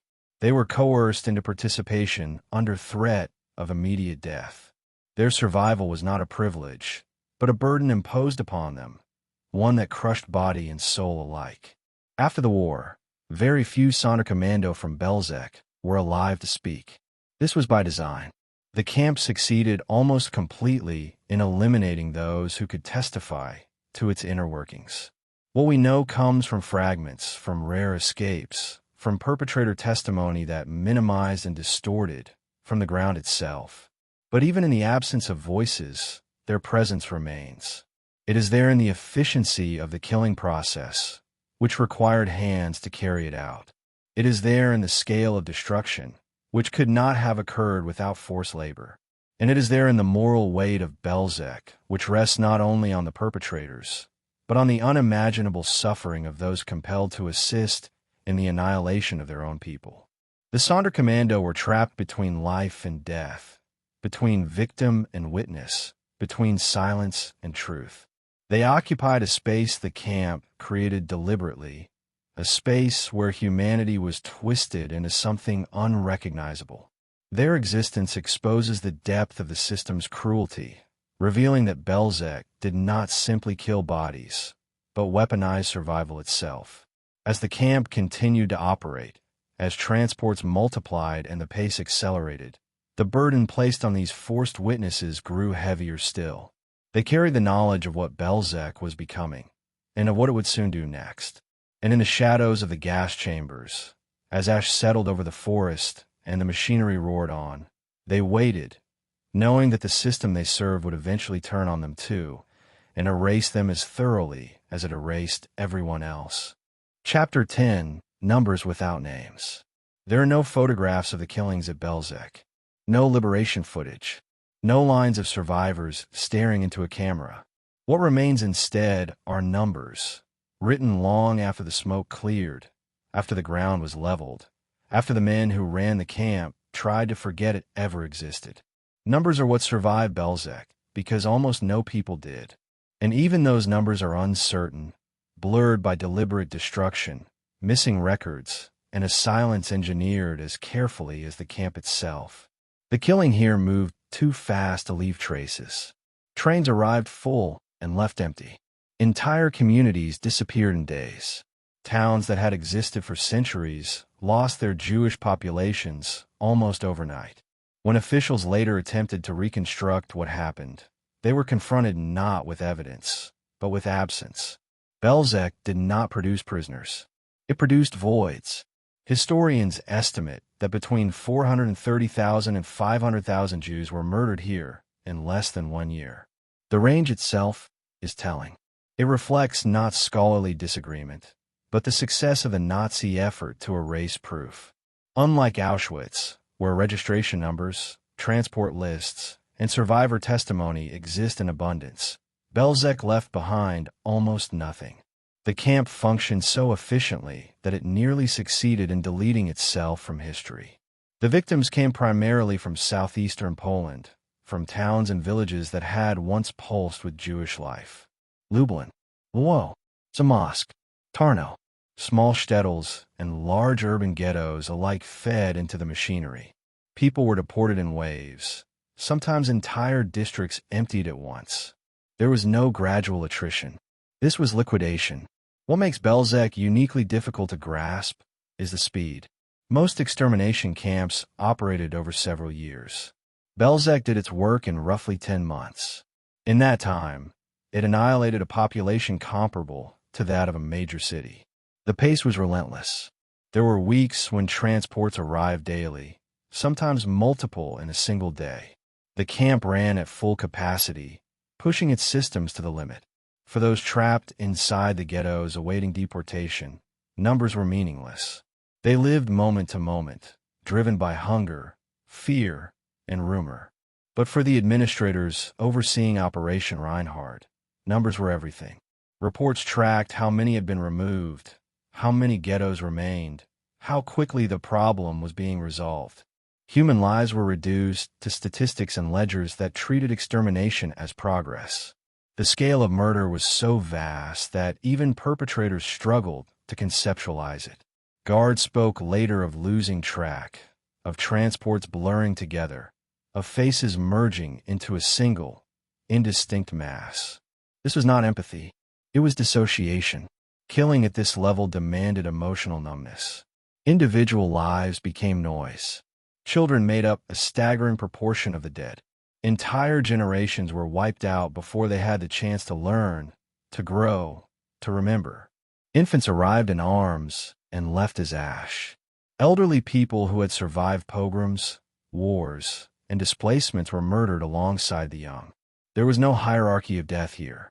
Belzec erased lineage itself. Families vanished together. Names that had filled marriage records, birth registries, synagogue rolls simply stopped appearing. In some towns, Jewish life ended so completely that no one remained to remember who had lived there at all. Houses were looted. Cemeteries were desecrated. The physical markers of existence were stripped away, leaving behind places that looked empty even to those who had known them before. This erasure extended beyond death. The camp did not keep lists of victims. Deportation records were often destroyed. Bodies were burned and scattered. Ashes were mixed with soil. The dead were denied even the dignity of being counted properly. To be murdered at Belzec was to be removed not only from life, but from record. In the aftermath, this absence became a second violence. Families searching for relatives found no confirmation, no graves, no official acknowledgement. Survivors elsewhere knew that transports had left, but not where they had gone or what had happened. The uncertainty gnawed at them. Some held on a hope for years, believing loved ones might have been sent to labor camps, might return. Belzec made closure impossible. The Nazi leadership understood the power of numbers and the danger they posed. Statistics could reveal scale. Scale could provoke outrage. And outrage could lead to accountability. This is why Operation Reinhard was designed to operate largely off the books. Why extermination camps like Belzec were hidden. Why documentation was minimized. Murder was not just a crime to be committed, but one to be concealed. When the war turned against Germany and the need to destroy evidence became urgent, Belzec's lack of records proved invaluable. Investigators arriving later would find no mass of survivors to testify, no detailed archives to analyze. They would have to reconstruct the truth from fragments, from train schedules, from property records, from the words of perpetrators who had every incentive to lie. Some of those perpetrators did speak, decades later, often minimizing their roles, shifting blame, claiming ignorance. Their testimonies are chilling not only for what they admit, but for what they omit. Numbers are mentioned casually, as if discussing cargo. Tens of thousands, hundreds of thousands. The language remains abstract, even when referring to murder. For historians, reconstructing the death toll of Belzec has been an act of forensic persistence. Transport lists from ghettos, census data before and after deportations, property confiscation records. Everything had to be cross-referenced, inferred, approximated. The dead could not speak, so absence itself became evidence. What emerges from this painstaking work is a picture of destruction so complete it defies comprehension. Belzec did not decimate a population. It obliterated it. In many areas, Jewish presence dropped from tens of thousands to zero within weeks. This was not attrition. It was annihilation executed at industrial speed. The lack of survivors is central to understanding why Belzec remains less known than other camps. Auschwitz left witnesses who could describe the horrors in detail. Treblinka saw an uprising and a small number of escapes. Belzec offered almost no such cracks in the system. Fewer than 10 people are known to have survived it. Each survived by chance, not design. This absence has consequences. Memory depends on voices. Without voices, history risks fading into abstraction. Numbers replace faces. Statistics replace stories. Belzec becomes a footnote, even though it was one of the most lethal sites of the Holocaust. The camp achieved what it was designed to do. It killed so thoroughly that even remembrance became difficult. Yet numbers alone cannot capture what was lost. Each digit represents a human being with a name, a family, a language, a world of memories.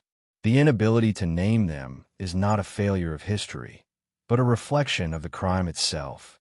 Belzec murdered individuality as efficiently as it murdered bodies. The Nazi obsession with numbers was mirrored by their obsession with order.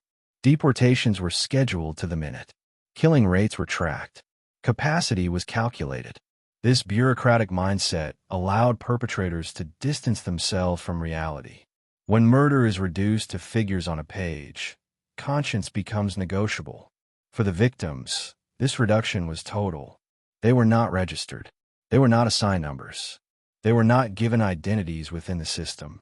They were simply removed. In this sense, Belzec represented the purest form of genocidal intent. Not to exploit, not to control, but to erase. The camp's success in erasure extended beyond its operational life. For years after the war, Belzec remained largely unmarked. The land was repurposed. Trees grew. The ground settled. Locals passed by without knowing exactly what lay beneath their feet. Without survivors to insist on memory, silence persisted. It was only through sustained effort by historians, archaeologists, and descendants that Belzec began to re-enter public consciousness. Excavations uncovered traces. Memorials were erected. Names were spoken again, even when lists were incomplete. The numbers began to be understood not as abstractions, but as evidence of deliberate, systematic annihilation. And still, the full scope remains elusive. No final tally will ever be definitive. Too much was destroyed. Too many were never recorded. The uncertainty itself is part of the crime. Belzec was designed to leave historians guessing, to leave families without answers, to leave the world without proof. In this way, numbers without names become a warning. They show what happens when bureaucracy, ideology, and technology align to treat human beings as disposable. They show how easily lives can vanish when systems are built to consume them quietly. Belzec's legacy is not only the staggering death toll, but the silence that followed. A silence measured in missing records, empty towns, unanswered questions. A silence that forces us to confront the limits of documentation in the face of deliberate erasure. As the camp continued operating at full capacity, as transports kept arriving and numbers climbed invisibly, the very efficiency of Belzec began to create a new problem for its architects. The killing was almost complete. The ghettos were nearly empty. And with that completion came a new question, one that would shape the camp's next phase. What to do when there was almost no one left to kill, and how to make sure no one would ever know how many had died there at all. Chapter 11. The camp that worked too well. By the time winter began to loosen its grip on southeastern Poland, something unsettling had happened inside the machinery of Operation Reinhard. The transports were still arriving. The gas chambers were still operating. Smoke still drifted above the trees. But the flow that had once seemed endless was slowing. Not because mercy had intervened, not because policy had changed. It was slowing because the work was almost finished. Belzec had done what it was built to do. Entire districts that had once been densely populated with Jewish life were now silent. Ghettos that had taken years to form were emptied in days. Streets that had echoed with voices, prayer, commerce, and argument stood hollow, their windows broken, their doors hanging open. The absence was not gradual. It was sudden and total. In some areas, the Jewish population dropped from tens of thousands to almost none within weeks. From the perspective of the men running the operation, this was success. The reports reflected it. Numbers declined, not because killing had slowed, but because there were fewer people left to kill. The problem that had once seemed overwhelming, the so-called Jewish question in the general government, was being declared resolved. Trains arrived less frequently. Schedules were adjusted. The camp continued operating, but the urgency that had driven its creation began to shift into something else entirely. This was not a moment of reflection. It was a moment of assessment. For the architects of Operation Reinhard, Belzec was never intended to be permanent. It was a tool, and like all tools, it had a lifespan. Its purpose was not to stand as a monument or a symbol, but to disappear once its function had been fulfilled. The question now facing the leadership was not whether Belzec should continue, but how long it needed to exist before it became a liability. The very efficiency that made Belzec lethal also made it dangerous to its creators. Every day it operated, it generated smoke, odor, rumors, and risk. Local populations whispered. Guards drank more heavily. Forced laborers saw too much. The longer the camp remained active, the greater the chance that its secret might leak beyond the controlled environment of terror that kept it hidden. At the same time, the war was changing. German forces were stretched thin. Resources were increasingly scarce. The Eastern Front consumed men and material at a staggering rate. Every guard stationed at Belzec was a guard, not fighting elsewhere. Every supply sent to maintain the camp was a supply not sent to the front. Efficiency now had to be weighed against necessity. Belzec's role within Operation Reinhard had always been foundational. It was the first extermination camp to begin operations. It served as a prototype, a testing ground where methods were refined before being deployed elsewhere. By the time it reached its peak, its lessons had already been absorbed and replicated. Other camps had taken over much of the killing. Belzec was no longer unique. It was redundant. This redundancy did not mean relief for those still trapped within its fences. Transports continued from the remaining pockets of Jewish life. The gas chambers continued to claim lives.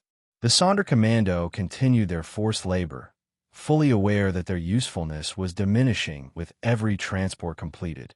The camp still functioned as intended, but its end was now being quietly planned.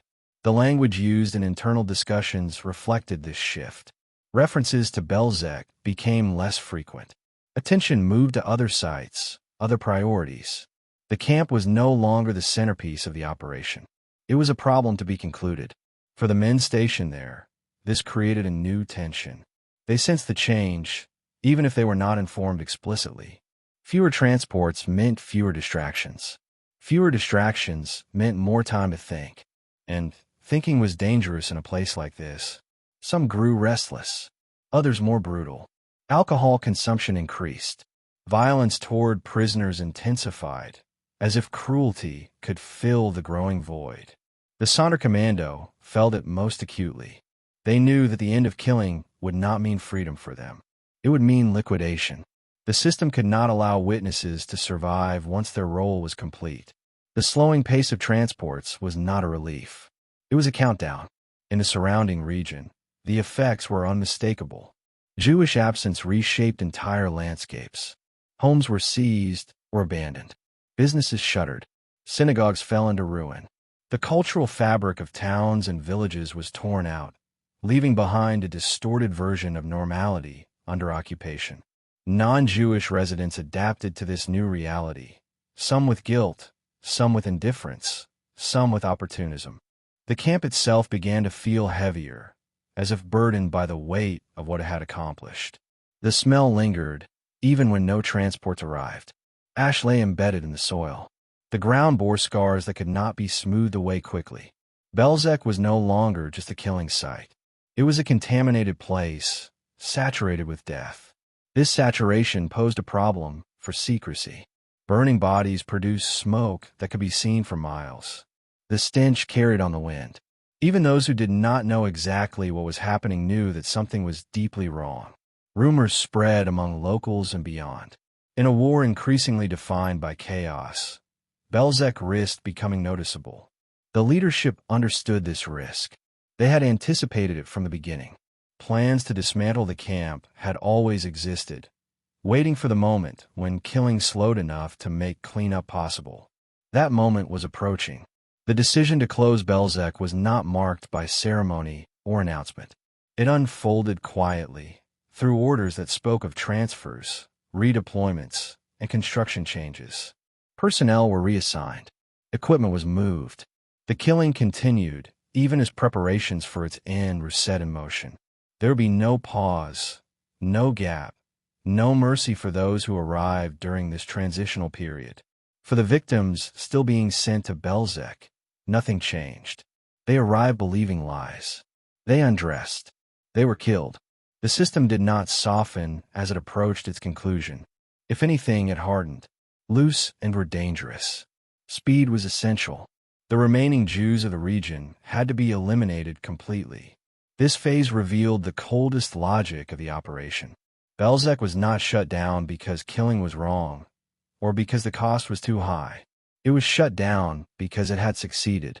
The population it was designed to annihilate was largely gone. The camp had worked too well. In this sense, Belzec represents one of the most disturbing aspects of the Holocaust. It demonstrates that genocide does not always end because it is stopped. Sometimes it ends because it runs out of victims. As the final transports arrived, the camp's routines continued with mechanical precision. Gas chambers filled and emptied. Bodies were burned. Ashes were scattered. The Sonderkommando worked under increasing brutality, their impending fate hanging over every movement. Guards watched them with a mixture of contempt and anticipation, knowing they would soon be ordered to eliminate them as well. The last Jews sent to Belzec were among the most isolated and vulnerable. Smaller communities, individuals who had managed to hide or survive earlier waves. Their deportation marked the final sweep, the closing of the net. There was no longer any pretense of resettlement.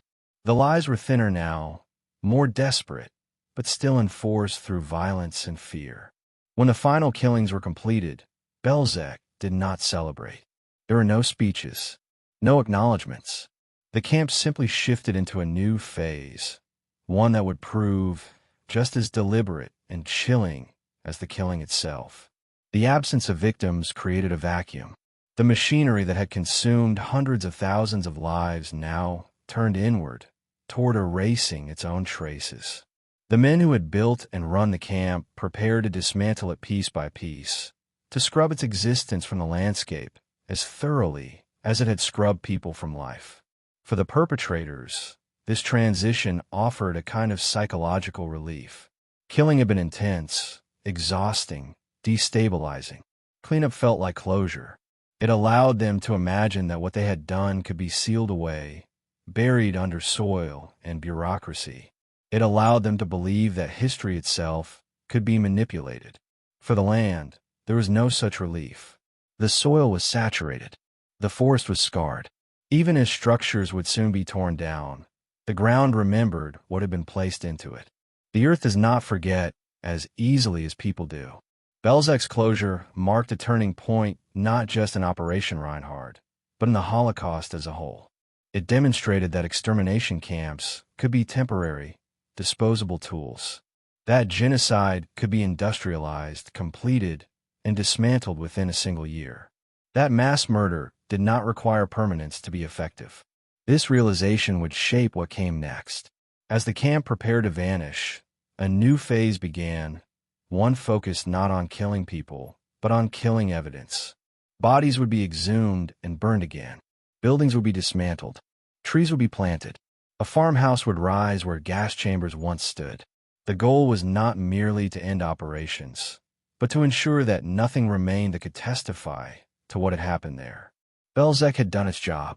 Now it had to disappear.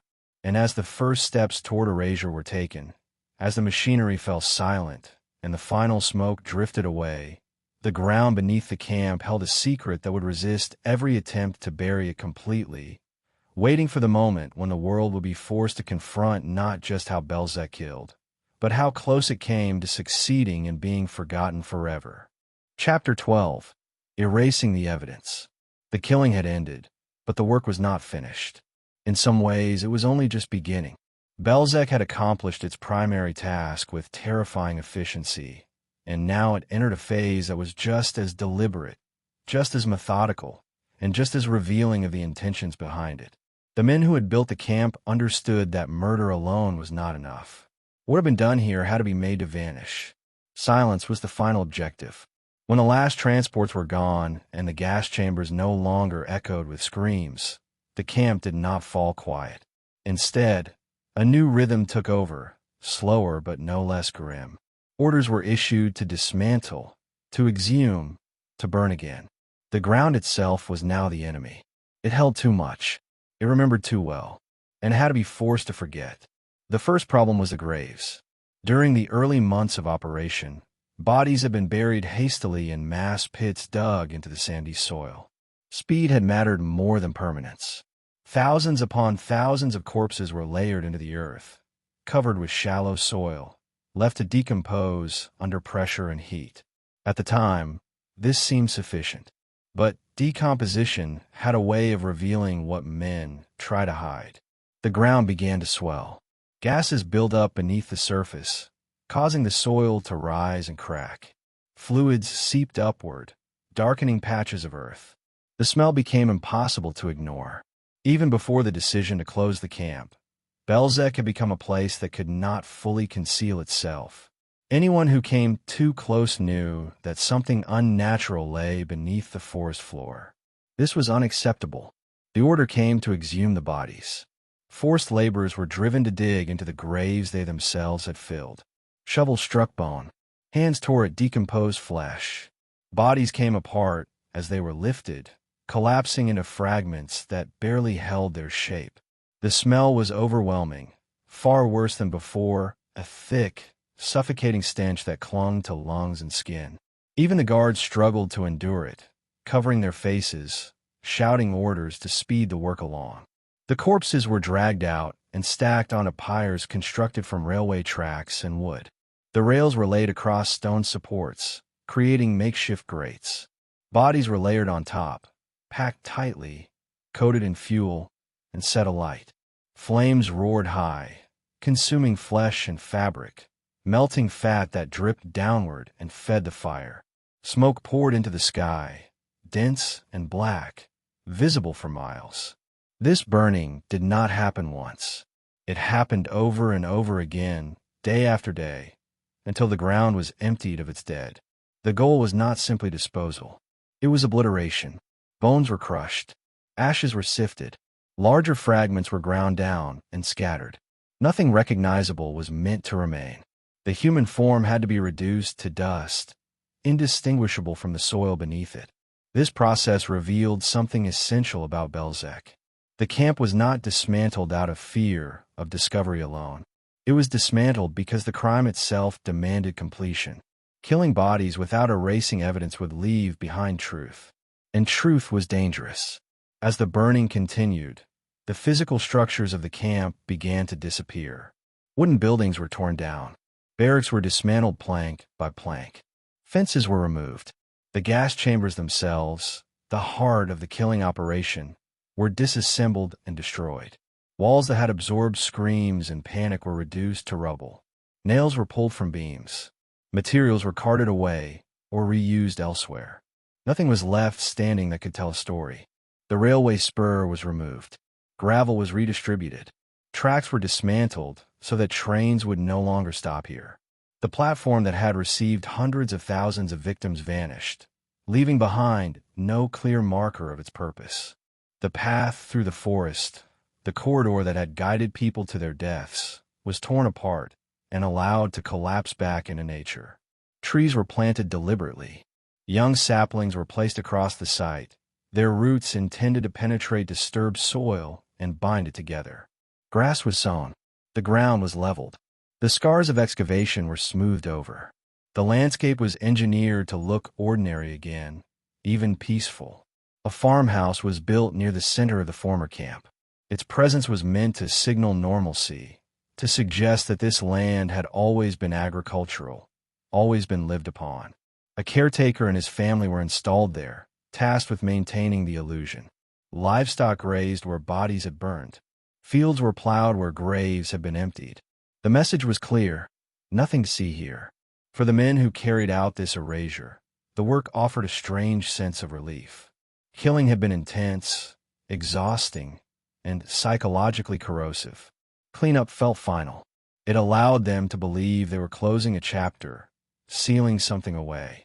Many convinced themselves that once the camp was gone, the past would lose its power over them. This belief was reinforced by orders to maintain secrecy, even after the camp's destruction. Participants were warned not to speak of what they had done.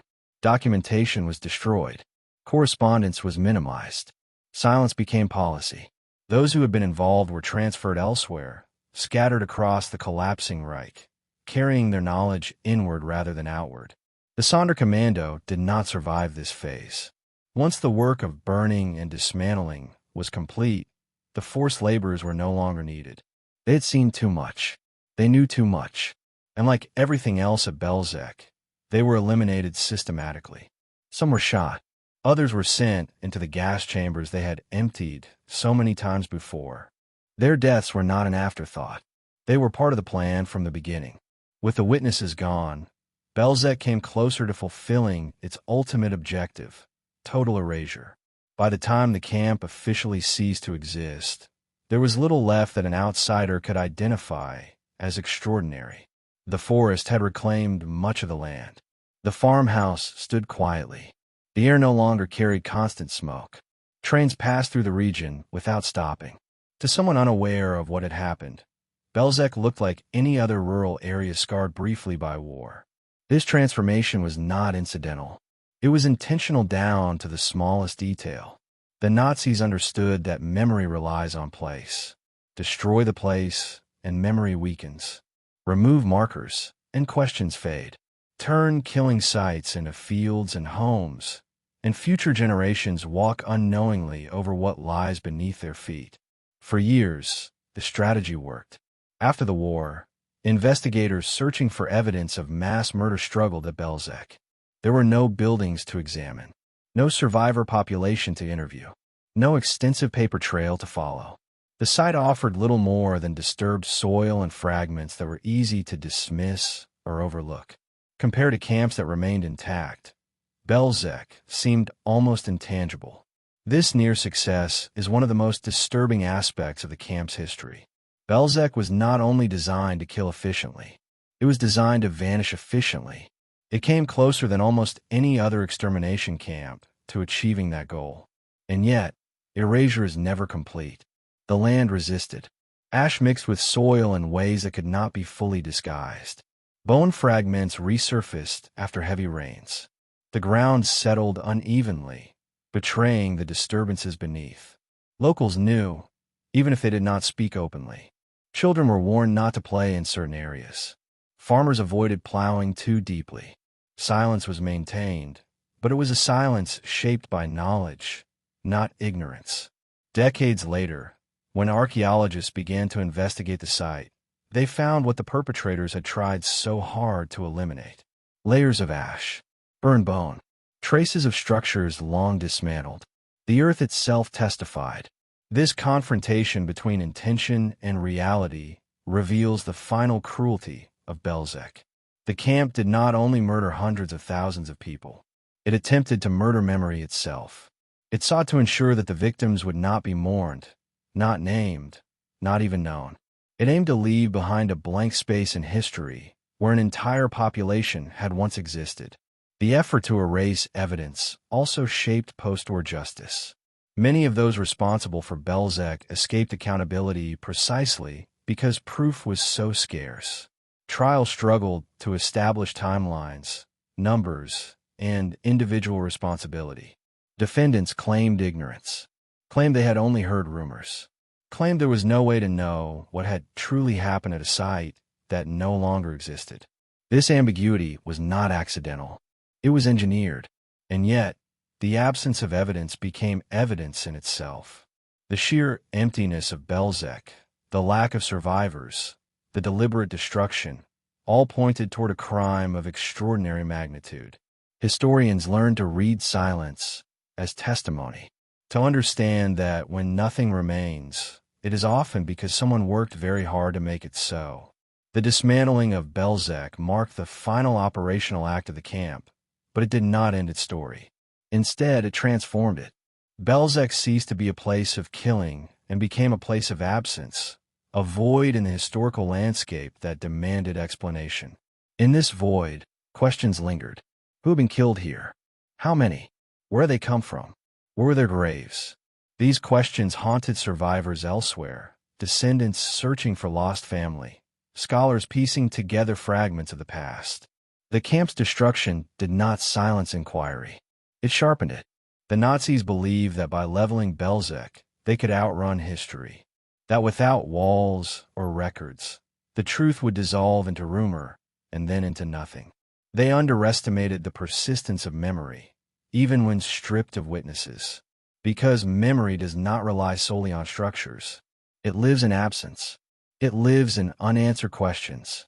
It lives in the uneasy feeling that a place is wrong, that something happened there that the ground has not fully absorbed. As the forest grew thicker over the former camp, as years turned into decades, Belzec waited.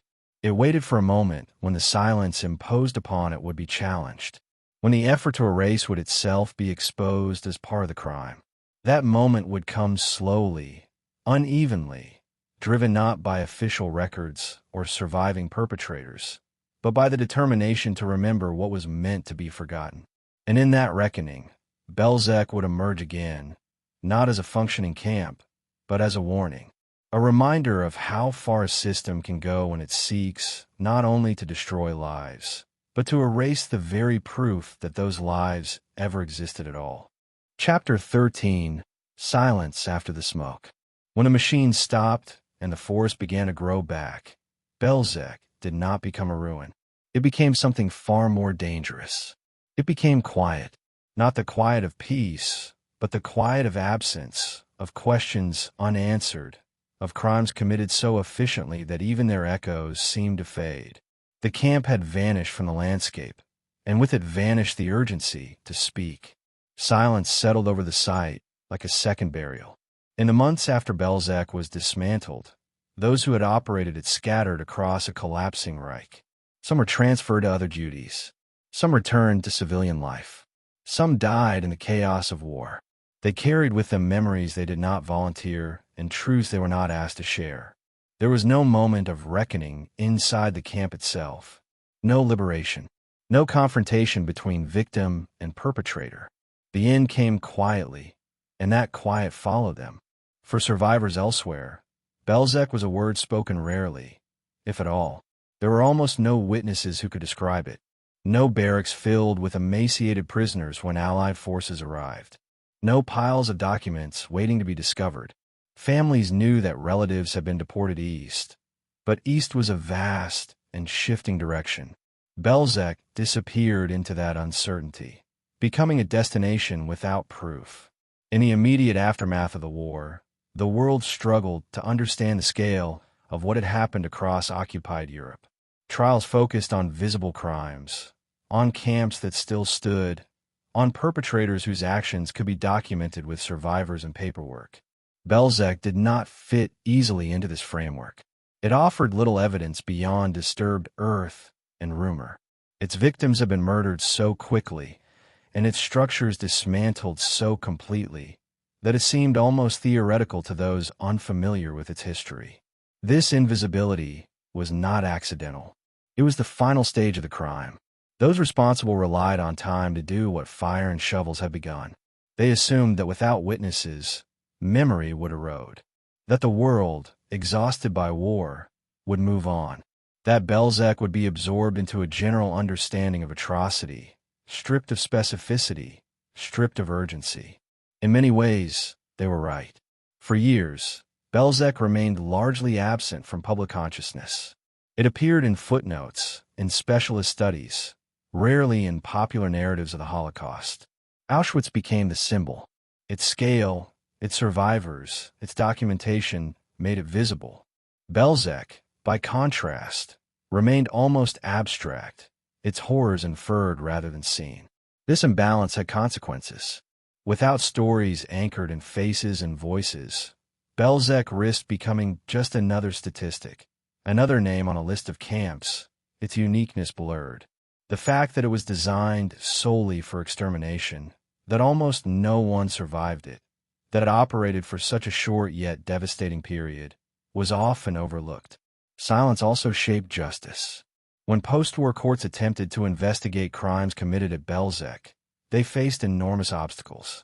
Evidence was scarce. Witnesses were almost non-existent. Defendants claimed ignorance, minimized their roles, or insisted that nothing could be proven beyond reasonable doubt. Without bodies, without records, without survivors to testify, accountability became elusive. Some perpetrators were tried. A few were convicted. Many walked free. Others were never charged at all. The dismantling of the camp had succeeded in protecting those who built it, not completely, but enough to matter.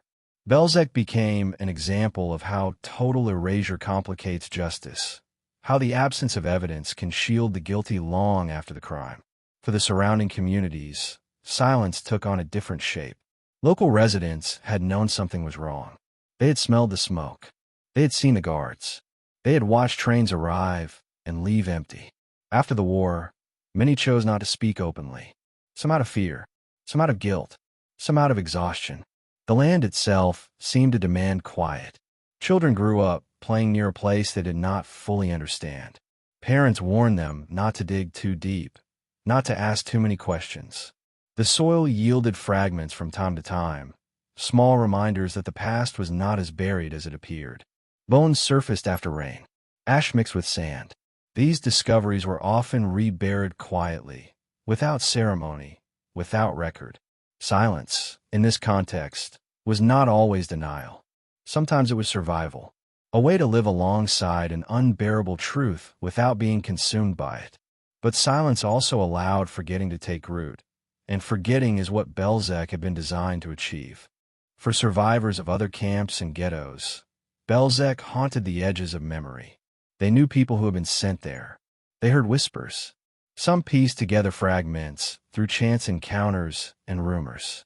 But without confirmation, without testimony, grief remained unresolved. The absence of information became a wound of its own. This unresolved grief extended across generations. Children and grandchildren of victims grew up knowing that entire branches of their families had vanished into a place they could not locate, could not visit meaningfully, could not understand. Belzec was not just a site of death. It was a site of unanswered questions. Historians faced the same challenge. Reconstructing Belzec required working backward from disappearance. Transport records from ghettos, property confiscation lists, census data before and after deportations. Everything had to be inferred. Every conclusion carried uncertainty. This uncertainty was not a failure of scholarship. It was evidence of the crime's success. And yet, silence never fully holds. Over time, fragments began to surface. Testimonies from a handful of survivors who had escaped or been transferred before death. Confessions, partial and self-serving, from perpetrators. Archaeological investigations that revealed traces beneath the soil. Each fragment challenged the quiet, insisting that something had happened here, something vast and deliberate. The slow reemergence of Belzec into historical awareness was not driven by spectacle. It was driven by persistence, by the refusal to accept absence as neutrality, by the understanding that forgetting was not an accident, but a continuation of violence by other means. As memorial culture evolved, so did the recognition that places like Belzec required a different approach. There were no buildings to preserve, no barracks to walk through. Memory had to be anchored to the ground itself, to absence, to space marked not by structures, but by what could no longer be found. This posed a challenge. How do you commemorate a place designed to leave nothing behind? How do you honor victims whose names were never recorded, whose bodies were reduced to ash, whose families vanished alongside them? Belzec forced memory to adapt, to find meaning in silence rather than spectacle. The creation of a memorial at Belzec was an act of defiance against the camp's original purpose. It asserted that even total erasure could be confronted, that the absence itself could be made visible, that silence could be transformed into testimony. But memorialization did not end debate. Some argued that too much emphasis on sites like Auschwitz distorted understanding of the Holocaust by overshadowing places like Belzec. Others warned that abstraction risked diminishing the human reality of suffering. These tensions reflected a deeper struggle: how to remember crimes that were meant to be forgotten. Belzec stands at the center of that struggle. Its story challenges the way history is usually told. There is no dramatic liberation, no large survivor community to carry memory forward, no trove of photographs to fix images in the public imagination. Instead, there is a void, and the knowledge that this void was manufactured. This manufactured silence forces a different kind of engagement. It demands attention to process rather than spectacle, to intention rather than outcome alone. It reveals that genocide does not always announce itself loudly. Sometimes it operates quietly, efficiently, leaving behind little more than disturbed ground and missing names. The silence after Belzec also serves as a warning about how easily absence can be misinterpreted as insignificance. The camp killed hundreds of thousands of people, yet for decades it lingered on the margins of collective memory. This imbalance exposes a dangerous truth. Visibility often shapes importance, even when invisibility is itself the result of deliberate violence. Remembering Belzec means resisting that logic. It means acknowledging that some of the most devastating crimes are those that leave the least behind. It means treating silence not as an endpoint, but as a clue. As scholarship deepened and memorial efforts expanded, Belzec slowly reclaimed its place in history, not through dramatic imagery, but through insistence. Insistence that absence is not emptiness. Insistence that erasure can be confronted. Insistence that memory does not require witnesses to be valid. And yet, the silence never fully lifts. Even today, standing on the grounds of Belzec, there is a profound stillness. No crowds, no ruins towering overhead, just earth, stone, and trees. The quiet can feel deceptive, even peaceful, until one understands what lies beneath. Then it becomes something else entirely. A reminder that what happened here was meant to leave no trace, and that remembering it requires effort, intention, and humility. This silence is not neutral. It asks a question of everyone who encounters it. Will you accept the absence as natural, or will you recognize it as evidence? Will you allow the erasure to succeed, or will you push against it by remembering those who were meant to vanish without a mark? Belzec does not speak loudly. It does not overwhelm with imagery. It waits. It waits for those willing to listen to what silence contains. And as the world moved further from the war, as generations passed and direct memory faded, that silence grew heavier with responsibility. Because the farther we are from the events, the easier it becomes to let absence harden into forgetting. The next question, then, is not only how Belzec was erased, but how it can be remembered at all. How a place designed to vanish can be held in collective memory without distorting its meaning. How silence can be transformed into warning rather than oblivion. That question would shape everything that followed. Chapter 14. Remembering what was meant to vanish. Long after the forest closed over the scars and the farmhouse settled into ordinary routine, Belzec lingered as a question rather than a place. It existed in documents without photographs, in testimonies without crowds, in numbers without names. For decades, remembrance moved cautiously around it, unsure how to approach a site designed to leave nothing behind. The challenge was not simply to remember what happened here, but to remember without reenacting the logic of erasure that had shaped the crime itself. In the years immediately following the war, Belzec was overshadowed by other sites whose ruins still stood and whose survivors spoke in large numbers. Trials focused on camps that could be toured, photographed, documented. The absence of structures at Belzec made it harder to grasp, easier to overlook. Memory gravitates toward what can be seen. Belzec resisted sight. For survivors and descendants, This invisibility was a second wound. Families searching for traces found only silence. There were no graves to visit, no barracks to walk through, no records to confirm the fate of loved ones beyond a final transport east. Grief lingered in limbo, suspended between certainty and doubt. The knowledge that Belzec had been designed to erase proof deepened the pain, turning absence into an intentional cruelty rather than an accident of time. Local memory developed unevenly. Those who lived nearby had sensed the horror during the camp's operation. They remembered smoke drifting across fields, the smell that clung to the air, the guarded secrecy. After the war, some avoided the area. Others treated it with quiet reverence. Children were warned not to dig, not to ask. The land itself became a kind of unspoken archive, holding fragments that surfaced unexpectedly after rain or plowing, reminders that the past was not fully buried. As decades passed, the urgency to remember faced new pressures. Survivors aged. Witnesses died. Political priorities shifted. In some places, public discussion of the Holocaust was shaped by national narratives that emphasized resistance or martyrdom while minimizing collaboration or complicity. Belzec, with its near-total absence of survivors and its deliberate dismantling, did not fit easily into heroic frameworks. It demanded a more uncomfortable reckoning. Historians approached the site with caution and persistence. Without standing structures, they turned to the ground.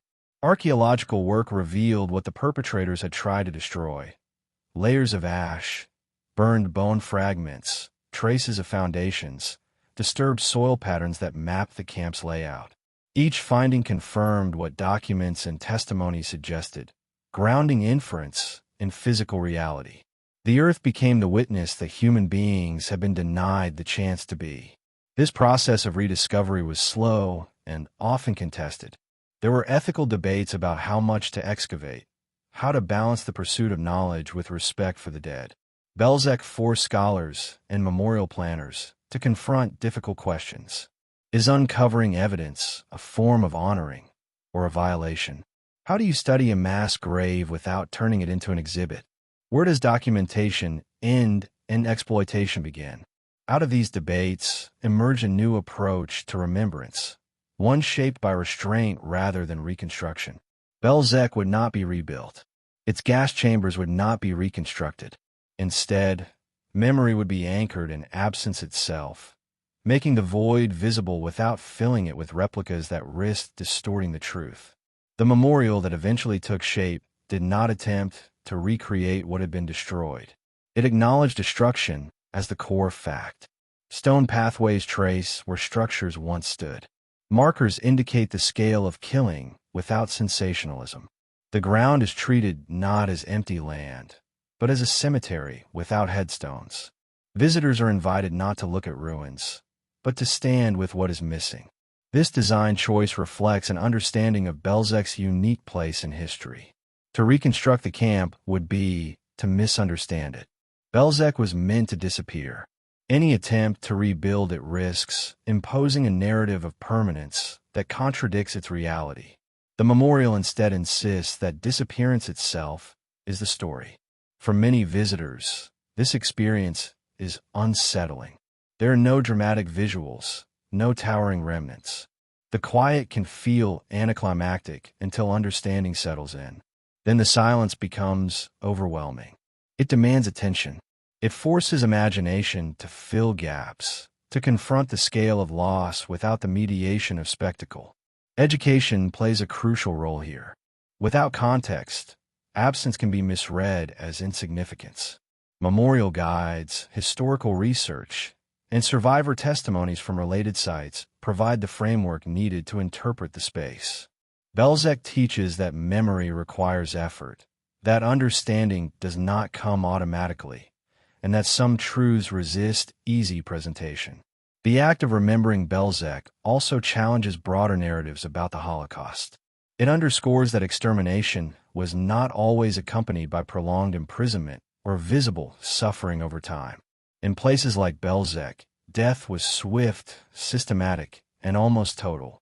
The lack of survivors is not a sign of lesser cruelty, but of greater efficiency. This understanding complicates moral comfort. It denies the reassuring idea that survival is always possible, that resistance will inevitably leave traces. Belzec confronts us with a reality that some systems succeed precisely because they eliminate witnesses. Remembering such systems requires a willingness to engage with uncertainty and incompleteness. Commemoration has also become an act of countermeasure. Naming victims where possible, acknowledging communities destroyed, restoring fragments of history through research and education all push back against the camp's original purpose. Each recovered name, each documented transport, each map foundation asserts that erasure is not final. International recognition of Belzec has grown, though unevenly. It remains less known than other camps, but that imbalance is increasingly recognized as part of the story rather than a failure of attention. Belzec is now understood as a test case for how genocide can operate at maximum efficiency and minimum visibility. Its study informs not only Holocaust history, but the broader understanding of how mass violence can be concealed. For descendants of victims, remembrance is both painful and necessary. Visiting Belzec can feel like approaching a grave without a marker, a place where mourning has no fixed focus. Yet it also offers a form of acknowledgement long denied. The recognition that this absence was intentional, that it is now named and confronted, provide the measure of justice that legal proceedings often could not. The memorial's emphasis on landscape, rather than reconstruction, also respects the dignity of the dead. It avoids turning suffering into spectacle. It invites reflection rather than consumption. In doing so, it resists a tendency to simplify history into images that shock but fail to sustain understanding. Belzec's remembrance has implications beyond its borders. It challenges how societies remember crimes that leave few traces. It asks whether memory depends on visibility, or whether it can be sustained through commitment and care, even when evidence is scarce. It reminds us that absence itself can be a form of testimony. The site also serves as a warning about the fragility of memory. Without active preservation, absence can slide into oblivion. The effort required to remember Belzec mirrors the effort required to resist the forces that made it possible. Both demand vigilance, empathy, and an unwillingness to accept silence as neutral. As generations pass, the responsibility of remembrance shifts. Those with direct connections give way to those who inherit memory rather than experience. For them, Belzec offers a stark lesson. It shows that history does not always announce itself loudly, that some of the most devastating crimes are those that leave the least behind. Standing at Belzec today, one confronts a paradox. The site feels calm, almost serene. Birds sing, trees sway. The air carries no hint of what once filled it. This calm is not comforting. It is disquieting. It underscores how easily the world can absorb atrocity and move on, how quickly landscapes can normalize what should never be normalized. Remembering Belzec, then, is not about preserving ruins. It is about preserving questions. Questions about how such a place could exist, how it could operate so efficiently, and how it could nearly succeed in erasing itself. It is about refusing the comfort of closure. The memorial does not offer answers so much as it offers space to think. Space to recognize that memory is an active process, not a passive inheritance. Space to confront the consequences of forgetting and the moral cost of indifference. In this sense, Belzec's transformation from killing site to memorial represents a reversal of intent. What was designed to vanish now demands attention. What was meant to leave no trace now leave an imprint on conscience. The effort to remember becomes a form of resistance against the logic that built the camp in the first place. Yet remembrance remains incomplete. Names are still missing. Numbers remain uncertain. Stories remain fragmented. This incompleteness is not a failure. It is a reflection of the crime's nature. Belzec teaches that some losses cannot be fully recovered, and that acknowledging this loss honestly is part of ethical remembrance. As visitors leave the site, They carry with them not images of destruction, but an awareness of what is absent. This awareness lingers, shaping how other histories are read, how other silences are interpreted. Belzec becomes a lens through which absence itself gains meaning. The work of memory continues, shaped by scholarship, education, and commemoration. It evolves as new questions are asked and new generations engage with the past. Belzec remains central to this process, not because it offers clarity, but because it resists it, and in that resistance lies its power. The attempt to erase Belzec failed not because evidence survived intact, but because silence itself was eventually recognized as evidence. The forest could not fully hide what the ground contained. Time could not dissolve responsibility. Memory, though delayed and incomplete, reasserted itself. As the story moves toward its final chapter, Belzec stands not as a place of ruins, but as a place of reckoning. It reminds us that remembering what was meant to vanish is not only an act of historical accuracy, but a moral obligation, one that shapes how we understand both the past and our responsibility to the future. Chapter 15. The Meaning of Belzec. Belzec does not end with ruins. It ends with a question, one that lingers long after the forest closes in and the path turns away from the memorial stones. It asks how a place designed to erase human beings so completely could also attempt to erase itself, and what it means when that attempt nearly succeeds. The answer is not found in architecture or archives alone. It lives in how we choose to understand absence, and whether we allow silence to stand unchallenged. The story of Belzec resists familiar endings. There is no liberation scene, no moment when gates are thrown open and survivors stumble into daylight. There is no reckoning inside the camp itself. Instead, the killing ends because it has accomplished its goal, and the perpetrators move on, believing they have closed a chapter that history will never fully open. That belief was not naive. It was informed by experience, by bureaucracy, by a world already exhausted by war and eager to look forward rather than back. And yet, Belzec remains. It remains not as a spectacle, but as a wound in the historical record, a wound defined by missing names, missing bodies, missing voices. To engage with Belzec honestly is to accept that some crimes are structured precisely to deny understanding. The camp's design did not merely aim to kill efficiently. It aimed to make comprehension itself difficult, even for those who came after.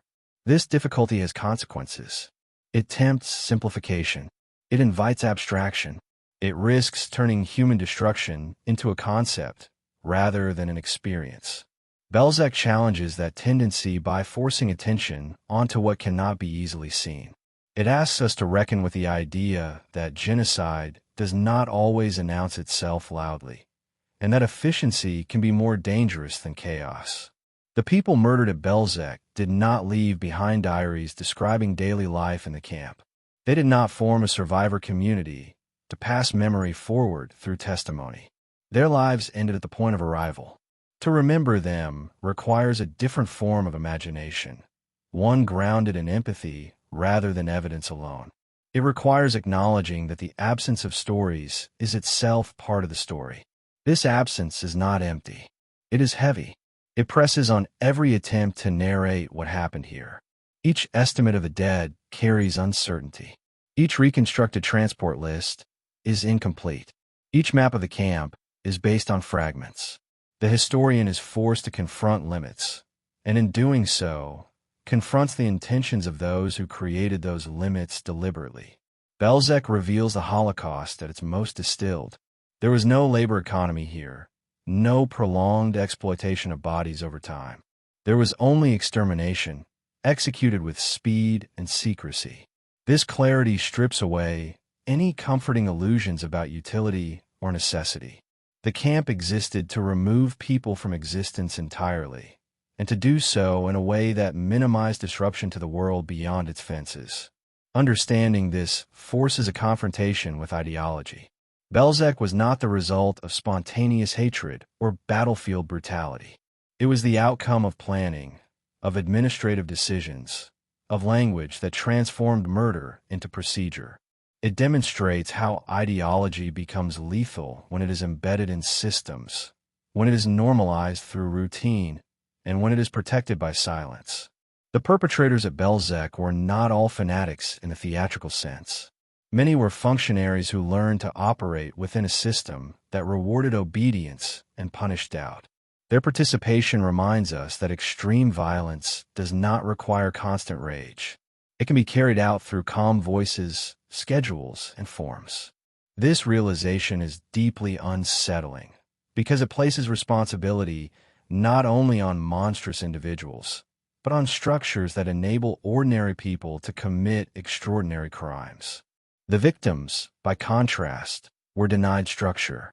They were denied time, denied the chance to adapt or resist meaningfully. Their deaths were not preceded by imprisonment that could be documented or survived. They were killed in a compressed span of moments, making their experience almost impossible to reconstruct in detail. This compression is central to Belzec's horror. It collapses the distance between life and death to almost nothing. And yet, within that collapse, there were still human responses. Fear, love, protection, resistance, however futile. A mother holding a child, a stranger offering a hand, a whispered prayer. These acts did not change the outcome, but they matter. They assert humanity in a place designed to annihilate it. Remembering Belzec means remembering these gestures, even when we cannot attach names to them. The meaning of Belzec also extends beyond the Holocaust. It speaks to a broader pattern of modern violence, one in which killing is hidden behind language, technology, and administrative distance. It warns that the most effective crimes are often those that leave the least evidence, and that absence can be engineered as deliberately as destruction. This warning is not abstract. It applies to how societies remember and forget. When memory relies too heavily on visibility, on ruins and photographs, it risks overlooking crimes designed to evade those markers. Belzec teaches that remembrance must also attend to what is missing, to the silences that signal deliberate erasure. The memorial at Belzec embodies this lesson. It does not overwhelm with images. It does not reconstruct what was destroyed. Instead, it marks space, allowing visitors to encounter absence directly. This encounter can be uncomfortable. It offers no narrative closure, no catharsis. It asks visitors to carry questions with them rather than answers. That discomfort is intentional. It resists the temptation to domesticate horror, to turn it into something consumable. It insists that some histories cannot be resolved neatly, and that ethical engagement requires patience, humility, and a willingness to sit with uncertainty. For educators, Belzec presents a challenge and an opportunity. Teaching about a place with so few survivors requires careful framing. It demands an emphasis on process rather than anecdote, on structure rather than spectacle. It invites students to consider how systems function, how ideology translates into action, and how silence can be as telling as testimony. For descendants of victims, Belzec remains a place of mourning without closure. The lack of graves, the uncertainty of numbers, the absence of names all complicate grief. Yet remembrance offers a form of recognition long denied. To know that the site is acknowledged, studied, and commemorated affirms that erasure did not fully succeed. The meaning of Belzec is also bound to responsibility. Remembering is not a passive act. It shapes how societies respond to warning signs, how they interpret language that dehumanizes, how they evaluate systems that prioritize efficiency over dignity. Belzec shows what happens when these elements align unchecked. It also challenges the idea that remembrance alone is sufficient. Memory without reflection risks becoming ritual. Belzec demands more. It demands that we examine how similar dynamics can emerge in different contexts, under different ideologies, with different targets. The specifics may change, but the mechanisms can repeat. In this sense, Belzec is not only a historical site, it is a lens. Through it, we see how genocide can be both spectacular and invisible, both rapid and methodical. We see how absence can be weaponized, and how silence can be maintained through fear and convenience. The camp's near disappearance from early post-war consciousness is itself instructive. It reveals how easily history can be shaped by what remains visible, and how crimes that leave little behind can fade from attention. Belzec's reemergence into historical awareness required deliberate effort, sustained over decades. That effort underscores the fragility of memory and the importance of persistence. As time continues to pass, the risk of forgetting does not vanish. It changes form. It becomes less about denial and more about dilution, about allowing significance to blur into generality. Belzec resists this by insisting on specificity, even when details are incomplete. It insists on being understood as a place with a particular purpose, a particular method, and a particular consequence. That consequence is measured not only in lives lost, but in worlds destroyed. Each transport represented communities with histories, traditions, relationships, and futures. Belzec did not just kill individuals. It erased entire social fabrics. Remembering it requires acknowledging that loss in its full dimension, beyond numbers alone. The forest that now stands where the camp once operated is not neutral. It is part of the story. It represents both concealment and endurance. Nature reclaimed the site, but it did not erase what happened there. The ground still holds traces. The silence still carries weight. The landscape itself participates in memory, even as it disguises it. Standing there, one is confronted with a paradox. The site feels calm, almost untouched, and yet, understanding transforms that calm into something uneasy. It becomes a reminder that violence does not always leave dramatic scars, and that absence can be more haunting than ruins. The meaning of Belzec, then, is not confined to the past. It reaches into how we interpret the present. It asks whether we are attentive to the ways language shapes perception, to how systems normalize harm, to how silence can be maintained even in the face of mass suffering. It also asks something simpler, and perhaps harder. It asks whether we are willing to remember people we cannot name, whose faces we cannot see, whose stories we cannot reconstruct in detail. Remembering Belzec means accepting that some victims will remain anonymous, and that their anonymity is part of the injustice they suffered.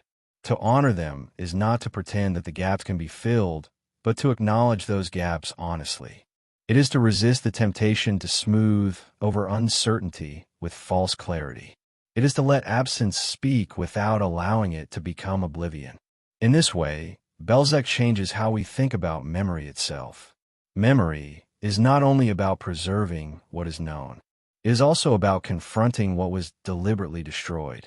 It is about recognizing that some histories require us to listen differently, to read between lines, to treat silence as meaningful. As this story concludes, it does not offer closure. It offers responsibility. The responsibility to remember a place that was designed to be forgotten. The responsibility to question systems that make violence efficient and invisible. The responsibility to honor lives erased not only from the world, but from the record. Belzec stands as a testament to the dangers of total erasure and to the resilience of memory when it is pursued with care. It reminds us that history is not only written by those who leave records, but also by those who try to destroy them. Understanding the past requires attention to both. The camp's final failure was not in killing. It was in forgetting. Despite every effort to erase it, Belzec remains a point of reckoning. It remains because absence itself became evidence, because silence became a signal, because the ground refused to forget entirely. And so, Belzec endures, not as a place of ruins, but as a moral boundary. A reminder of what happens when humanity is reduced to a problem to be solved, when efficiency overrides empathy, and when silence is allowed to do the work of violence long after the machines stop. To remember Belzec is to stand at that boundary and refuse to cross it again.